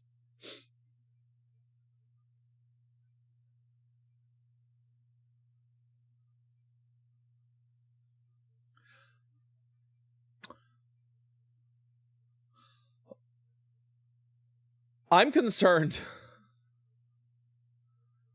I'm concerned, chat. UK? Oh, pork hocks, pork feet, beef shank, garlic, onion, carrot, bay leaf, black peppercorn, salt, water, parsley optional, chicken optional, eggs optional, horseradish optional, mustard optional, savory jelly made by simmer. Oh, this is an aspic. With bones until gelatin is extracted. The tender meat and flavorful broth are poured into molds and chilled until set. Served cold, it features suspended meat pieces in a translucent glistening gel, sorry. Usually accompanied by horseradish or mustard. It is popular during festive gatherings and during traditional family meals. I do feel like this might be... I dislike this immensely. This upsets me greatly on a fundamental level. I am going to go with the United Kingdom, though. I do feel like... Okay, warm. This could be Nordic. Let's go with Norway. It borders Norway. Hold on. Which one borders... Oh my goodness. Rin, welcome in, Rin. Hold on, let me give you a shout out.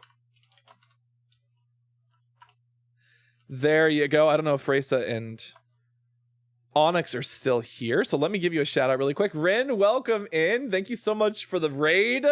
Welcome to the Astral Labyrinth. Hello, Raiders. My name is Bo Astra, the guardian of the Astral Labyrinth, the avatar of the Taurus constellation, and queer steer whose streams are literally out of this world. I beat you. I didn't know if you were still here. I had to get you. Well, I hope you enjoyed your Minecraft stream, Rin. How was it going? How's it going? Happy almost New Year. Kolodets. I feel like maybe this is Swedish. Wait. I fucked up. It's Finland. It borders Finland? Gross. Disgusting.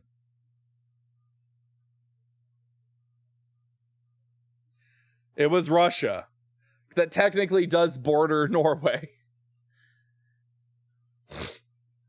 I'm recovering from my Malibu rum shots. Oh, I see. My stream was fun. The server I was playing on, the admin kept trolling me and my friend. Oh, God.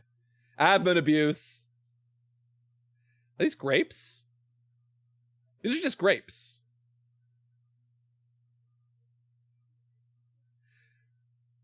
Is this a joke?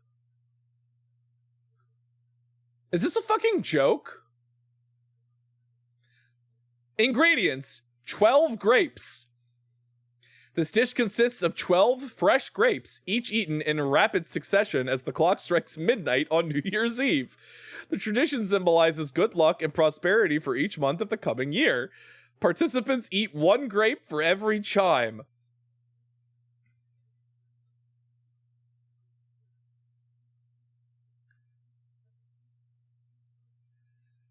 Is this Chinese? Is this a Chinese thing?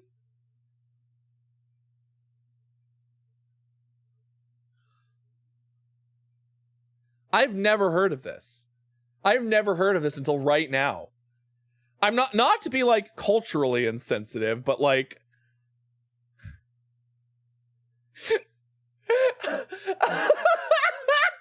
This might be the funniest ingredients list I've ever seen for a dish. It's just 12 grapes.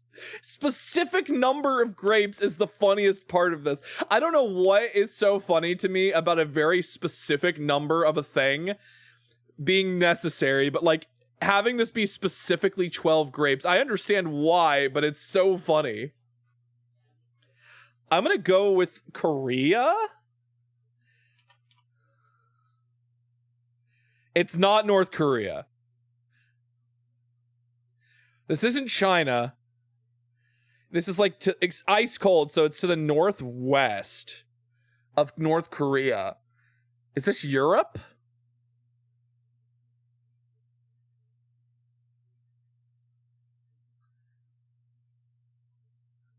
This is making me think it's like Canada. This isn't a Canadian thing. I don't think this is a Canadian thing.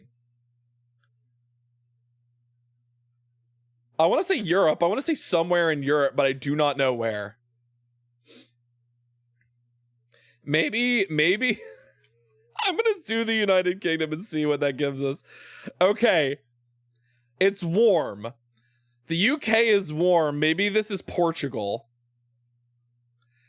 It's Spain. This is Spain. Hey, Spain, what the fuck? You're European. I feel like I can make fun of you as another white person. As from one white person to another, Spain. Hey, what the fuck? Why not South Korea? You know damn well why not South Korea. Why did I wait? I meant South Korea, not North Korea. Why did I say North Korea? I meant South Korea. In Spain, is this a tradition? It is a tradition to eat 12 grapes in rapid succession. I'm incredulous. Hey, Spain? What the fuck? I mean, it's just 12 grapes.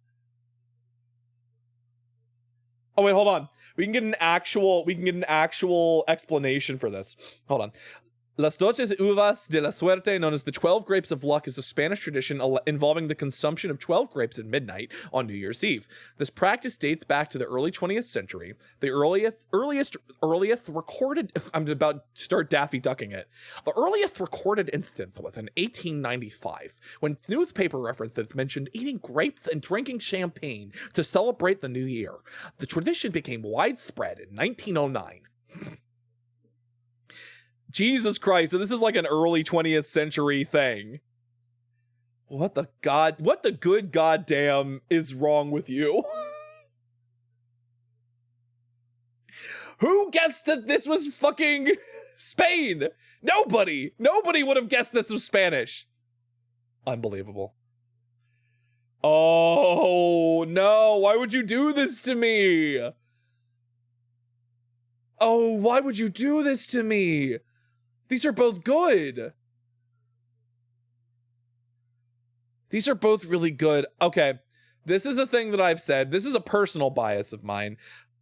Anything noodle-based, I am a fiend for. However, I have said, historically, that if there is a sweet thing versus a savory thing, and the sweet thing looks delicious, they are going to pick the sweet thing over the savory thing. I think semifreddo.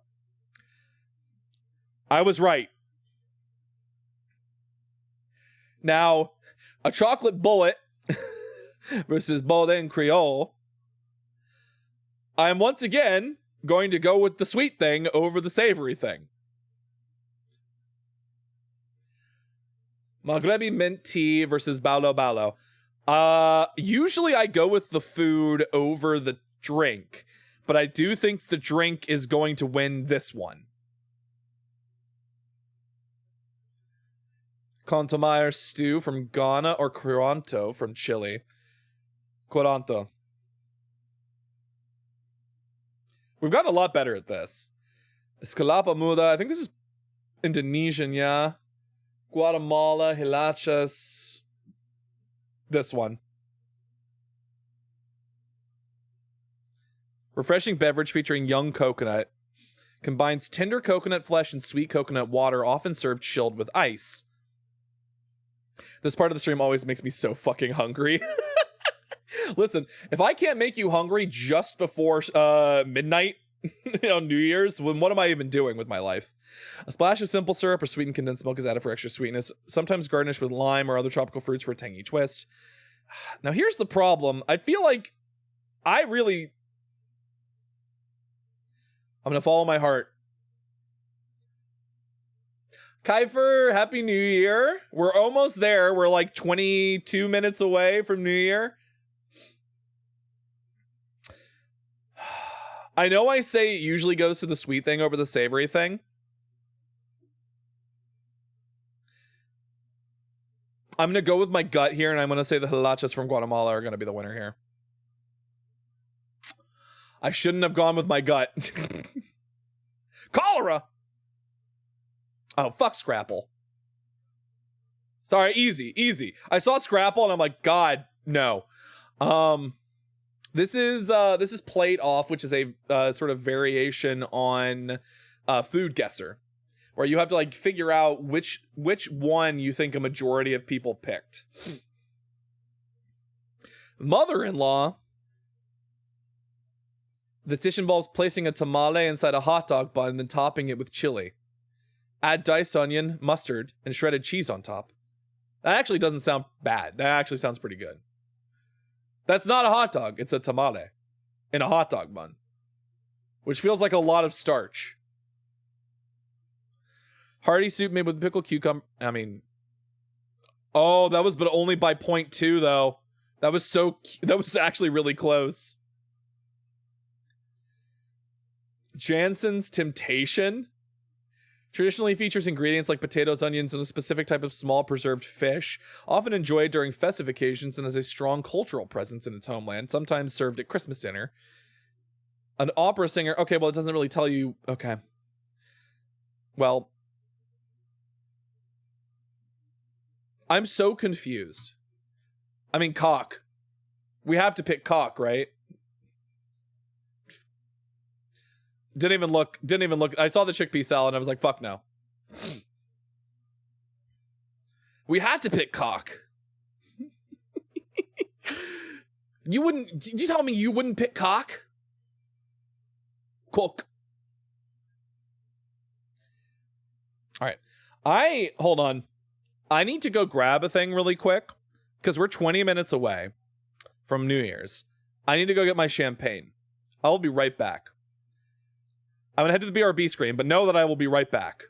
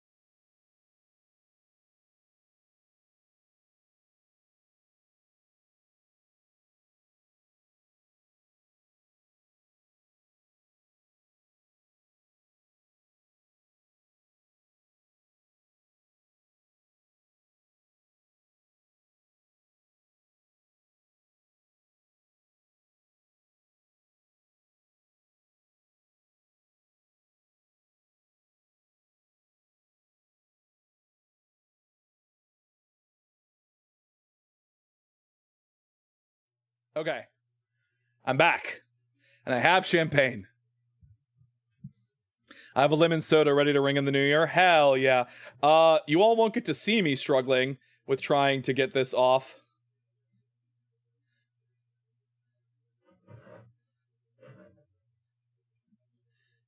Okay. I'm a little afraid. I'm not going to pop this until we get closer. Luckily, champagne's got the fucking big ass cork at the top because it's designed to be popped more easily. So hopefully this won't be a big deal. I think we have time to get another food guesser in. So let's do a quick play. Got 18 minutes. Ooh. Okay, now wait a second. Oh no. Oh no, what? What happened? I'm confused. Should I be concerned? Be careful. I will be fine. I'll be fine. All right. Pork shoulder, salt, pepper, marjoram, caraway, onion, garlic, beer, broth, rye. Okay, well, rye bread tells me this is European. This dish is traditionally roasted pork, characterized by its crispy, crackling, and tender, juicy meat. It is typically seasoned with a blend of spices, often including caraway, and a slow cook to enhance its flavors. The shoulder bone, resembling a small shovel, gives this dish its unique presentation. Often accompanied by potato dumplings and sauerkraut, it is often a hearty and satisfying meal. Does this feel German to anyone else? The potato dumpling to me, this feels not, it feels like Central European. Is it Austrian? Is it Polish? Is it German? I'm going to say Germany.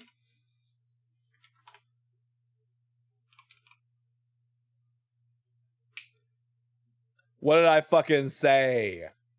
Delicious. What are... Ooh. These are nuts. Or designed to look like nuts. Hi, Stitch. Welcome back. Wheat flour, sugar, eggs, red bean... Okay, well, red bean paste. I mean, this is Japanese. It has to be, right? It's not. Okay, it's South Korean. If it's red bean paste and it's not Japan, it's South Korea. Get those nuts in my face. Nuts. Ground beef, ground lamb. I mean, this is onions, breadcrumbs, garlic, salt, black pepper, paprika, cumin, baking soda, water. Optional sumac. Sumac is one that gets used in like Middle Eastern cooking, right? I want to say this is like turkey.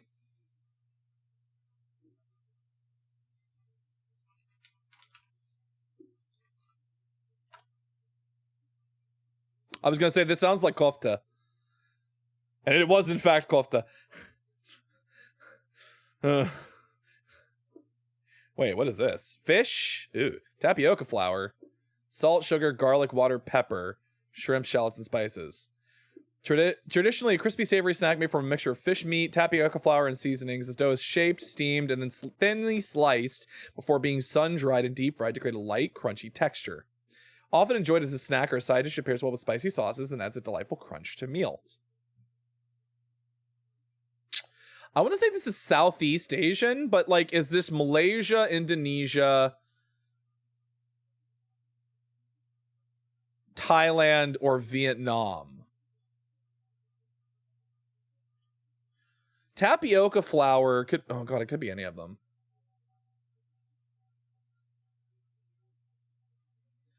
It's giving Indonesia, Malaysia. Let's try Indonesia first and see where that gets us. Sometimes you guess correctly when it comes to that triangle, and sometimes you guess wrong. In this case, we guessed correctly. Good work, us. Oh shit, what is this? Beef roast, vinegar, water, onions, carrots, celery, bay leaves, cloves, peppercorns, juniper berries, mustard seeds, sugar, salt, pepper, ginger snap cookies. This is European. Savory pot roast characterized by its tender meat marinated in a mixture of vinegar, water, and seasonings, often including cloves, bay leaves, and peppercorns. Traditionally slow cooked, resulting in a flavorful and aromatic meal. Typically served with a rich gravy made from the marinating liquid. It pairs well with sides like potatoes or red cabbage for a hearty... Is this,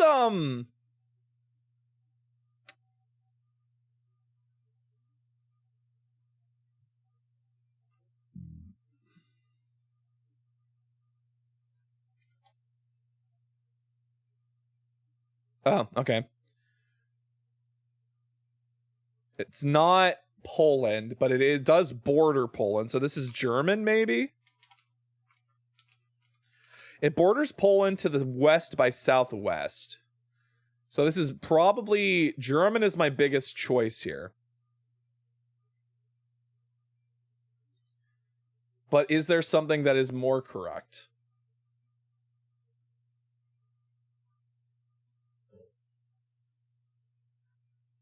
It could be Czech Republic. I think it's Germany, though. Sauerbraten, of course. I've heard of Sauerbraten. That was a good one. We were very, very close to a perfect score there. We only were 2 off. Okay. All right, everybody. If you hear a crash or a loud thud, know that the cork popped and smacked me in the face, knocking me unconscious. But I don't think that's going to happen. And I don't think... I haven't shook it, so I think this will be fine. Shh.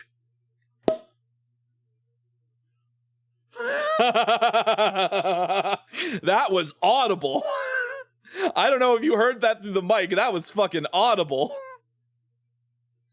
That was like a fucking, what's the word? What's the word for people who do, like a Foley artist? A Foley artist couldn't have done a better cork pop. Remember when I said I wasn't going to play with myself on stream? The Nina, the Pinta, the Santa Maria. I'll do you in the bottom while I'm drinking sangria. Nachos, lemon heads, my dad's boat. My boat won't sink cause my dick can float. Every time we sail around the world, sail port to port. Every time I come, I produce a cork. That was a really satisfying pop, I'm not gonna lie. Also, if you've seen Step Brothers, you know what I'm referencing.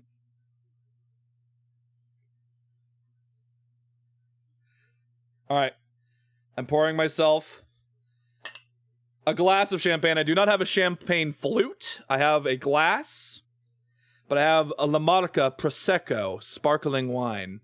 I enjoy a Prosecco when it comes to over a Brut because I did get this knowing that I was only going to drink a little bit of this tonight, and tomorrow I wanted to have mimosas, so I got orange juice, and I'm going to enjoy some orange juice with my Prosecco. I don't know how I'm going to seal this, though, because I do not have a wine stopper. And I do not wish for it to lose all of its... I might have caused myself a problem here. I'm going to have to figure something out. My little soda pop. And then play that noise. Play that noise again. I was so worried that that was going to go badly. All right, let's... Should we do, like, I don't know if we have some kind of, like, timer countdown. Hold on, let me see if I can't find, like, a New Year's countdown. New Year's countdown timer. Timer, oh, there is a timer, hold on. We got it. We have 9 minutes, exactly. All right, everybody, hey. This is our last stream of 2025 here in the Astral Labyrinth, and it will be our first stream of 2026 as soon as that timer knocks over into 2026, January 1st. For everybody who joined the Astral Labyrinth this year, in my second year of streaming, for everybody who has been here since the beginning, I just want to give a very sincere and heartfelt thank you to all of you for supporting me and watching my streams and supporting my content and being here. This has been such a important thing, I think, for me to have in my life, to just have an outlet for creativity and to perform and to exist in a space on the internet where I can be a big-tittied Astral Minotaur, Guardian of the Astral Labyrinth, Avatar of the Taurus constellation, for all of you, and just be a part of this amazing community of people that have sort of come together. And I really just want to get that out there before we go into 2026, that this year has been so... This is my first full year. 2025 has been my first full year of streaming. And so it's been such a pleasure to be here and do this for you all, and all the games that we played, all the things that we've done this year, my first streamathon. It's been real. It's been so good, and it's been so much fun, and I look forward to going into another full year of streaming. I'm not slowing down. I'm not going to stop. I'm not close to burning out. The only thing that will change maybe what I am capable of doing this coming year is going to be whether or not and how quickly I get a new job. And maybe the new job will afford me the opportunity to spend more money and do more things for the stream. And I think that would be really, really cool. I think there's a lot of opportunity. There's a lot of possibility ahead of me that hasn't taken form yet, but I'm very excited for what's to come. People, yeah, I've been hearing them. I've been hearing them here too. Hold on, I gotta queue up. Oh God, I almost knocked over my champagne. Fuck. I just poured you. Everybody heard the pop. Jesus Christ. But yeah, there's a lot of unknowns and a lot of possibility laid out before us in the coming year. And I'm like so excited to see what the next year is going to bring in terms of growth in the channel and me as a streamer, and just having you all here in the community I do this for me. First and foremost, I stream because I want to. I stream because it's fun for me. I stream because, yeah, I mean, I just stream because it's a thing that I want to do. And as soon as it stops being fun, or as soon as it stops being interesting, and as soon as it stops being engaging, that is when I will quit. But I do not foresee that happening anytime in the near future, or even close to. There's so much to do, and there's so many things that I want to try, and things that I want to work on, and so much room to grow. And I am so happy to have all of you here to experience that with me as we go into the last stretch of my second year of streaming and into my third, and I'm very excited. We're very thankful, your content and your community. Thank you. Listen, I've been emotional. It's been a weird couple of weeks for me. The last couple of weeks of 2025 have been really, really rough. The first one was the week after getting let go from my job was hard. And the fact that I streamed that night was really, really funny to me in hindsight. I was like, oh wow, I got fired today. I gotta stream, right? Like I gotta get out there and just continue doing my thing. Because I feel like if I didn't do that, I don't know what my life would have been like that night. Now here's the question. Hold on, while we're queuing this up. Which artist Auld Lang Syne do we want to listen to as we go into the new year? We got Duke Ellington, we got Mariah Carey, we got Guy Lombardo, we got Ingrid Michaelson.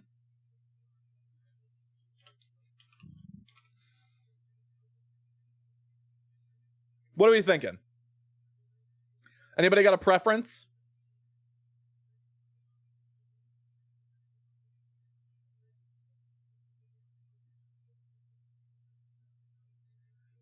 If no one has a preference, I'm going to pick.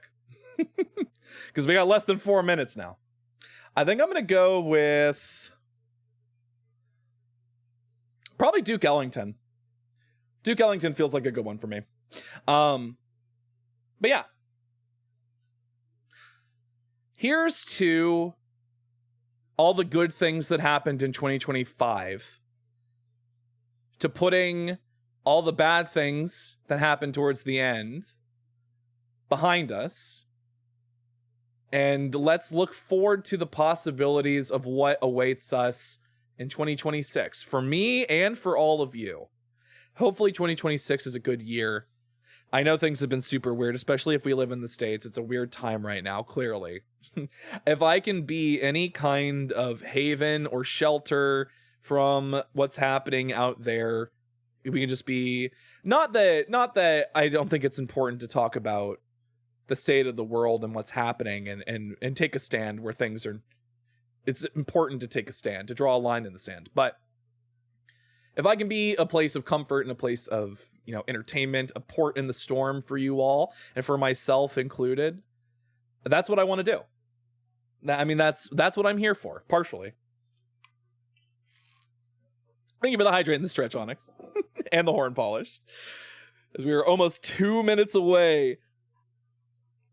2 minutes away from New Year's. Oh my God. But yeah, as we go into 2026, I hope new opportunities, new possibilities, new joys, and new triumphs find all of you, myself included, all of the Astral Labyrinth community, all the tourists, everybody who is old and new, a member of this community. I look forward to what 2026 has in store, and to 2025, thank you and good riddance at the same time. You know, I'm not going to get too sappy, right? Like, let's not get into the platitudes, but everybody get ready. We're about a minute away. Listening to K-pop as we ring in 2026. It's the year of K-pop. That's the thing. 2026. Nothing but K-pop for the final. That was the other goal that I didn't write down that you all should be aware of. We're just going to be listening to nothing but K-pop for the next year. So I hope you're ready. Actually, strike that. We're actually going to be listening to the Has-Been Hotel soundtrack on repeat for the next year. Almost there. 52, 51 seconds. It's going to be slightly off, so be ready to celebrate when it is actually midnight for you all. I will do the final 10-second countdown for me, but that will be slightly in the past for you all, so hell yeah. Let's do it. Let's get it done. I'm gonna queue up my music.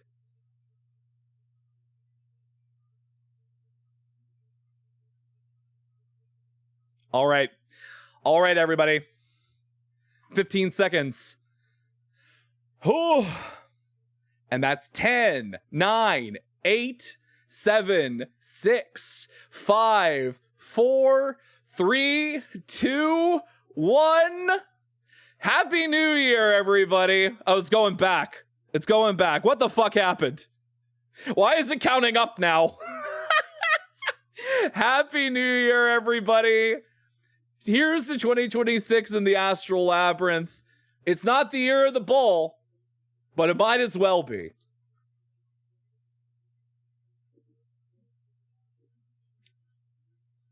And there's the fireworks. Happy New Year, tourists. Welcome to 2026.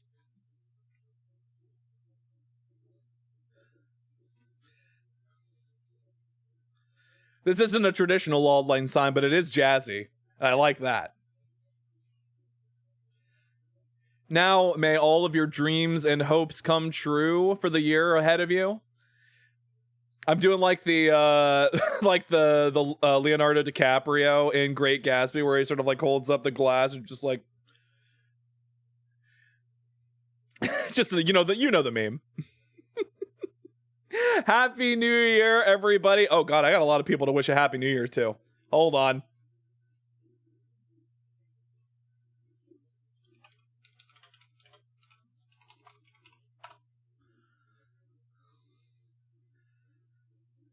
And I'm gonna have to put a message in the Discord later as well. Thank you for the first marketable plushie of 2026, everybody. The very first marketable plushie of 2026. Hell yeah. Happy New Year, tourists. Here's to 2026.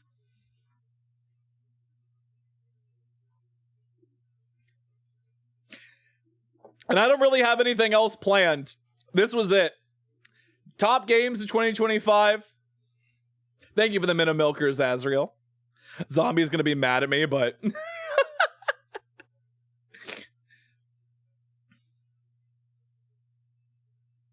oh my God. Didn't really have anything else planned. We're here. We're here in 2026. The first time your shirt was ripped off this year goes to Azrael. Happy New Year, everybody. Happy New Year. Grab a drink, and if you don't drink, celebrate any way that you can.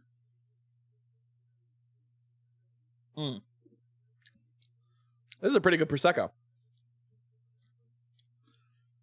Not too sweet. I've been celebrating. I know y'all been. I know that's right.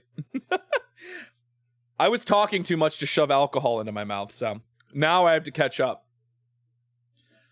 But hey, I think that about does it for our 2025. We have done, this is our first stream of 2026. It's still a couple of hours away for the other parts of the state, or the other, not the state, other parts of the country. It's not, we're not in the new year yet for, you know, the other time zones in the state, so we'll leave it to them. But thank you so much for joining us, everybody, for this lovely little New Year's Eve stream. Let's head back over to the just chatting screen, actually.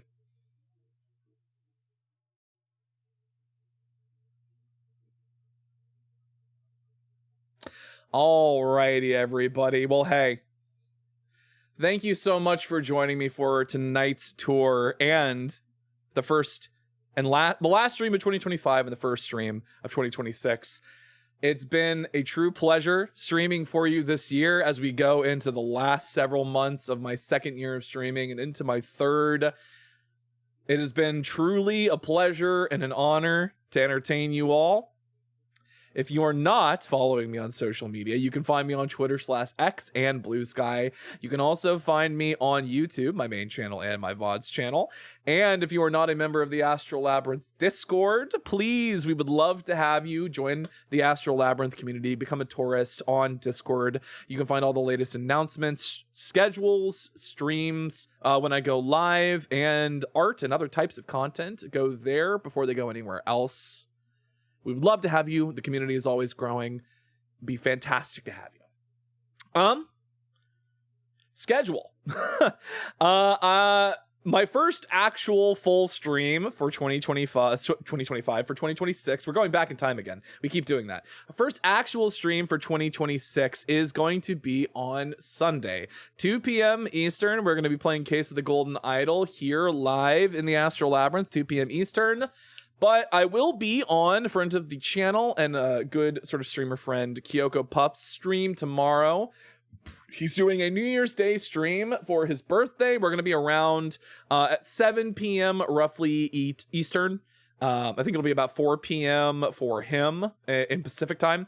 So if you want to go check that out, I will probably retweet or repost that live when it happens. I will also make an announcement in the Discord if you all want to go and show your support for that. If you want to help support the stream, any subs or bits to the channel are extremely appreciated. All of that goes towards helping support me while I'm looking for new work and also support the stream. And I have a Ko-Fi, which is the best way to support me directly if you would like to make sure your money goes the furthest possibly can. Ko-Fi is the best place to give direct donations to me. We also have a Throne. If you want to buy something for the stream or just a little gift for me, I will be expanding the Throne soon, add some more stuff to it, but that is also another way to support me and support the stream. But of course, just being here and watching, clipping, being a part of the chat, being a part of the community means the world to me. So that being said, let's see who is currently streaming. Hopefully somebody that is a little further west than us so we can pass off to continue the celebration. Let's see who is currently live. Thank you for the raid message, Onyx. Who is currently streaming? That is to the west of us.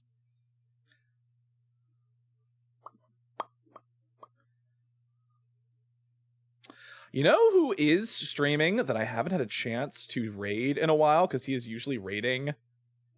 He's usually finished streaming before I am. Let's do my good friend Ash Exriki. I don't know how much longer he's going to be streaming, but currently he's streaming Kingdom Hearts 2, I believe. I'll see if he is going to keep going for much longer, but I'm going to raid into him potentially here. But thank you so much. That's Christmas music. I don't need Christmas music. I need Auld Lang Syne.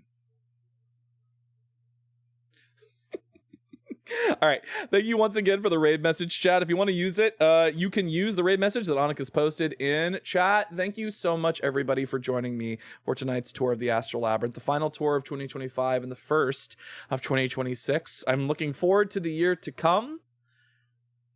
And I hope you had an excellent time, because I know I certainly did. Until the next time you make your way to the Astral Labyrinth, I hope to see you again soon. And until then, good night and have a happy new year. Goodbye for now.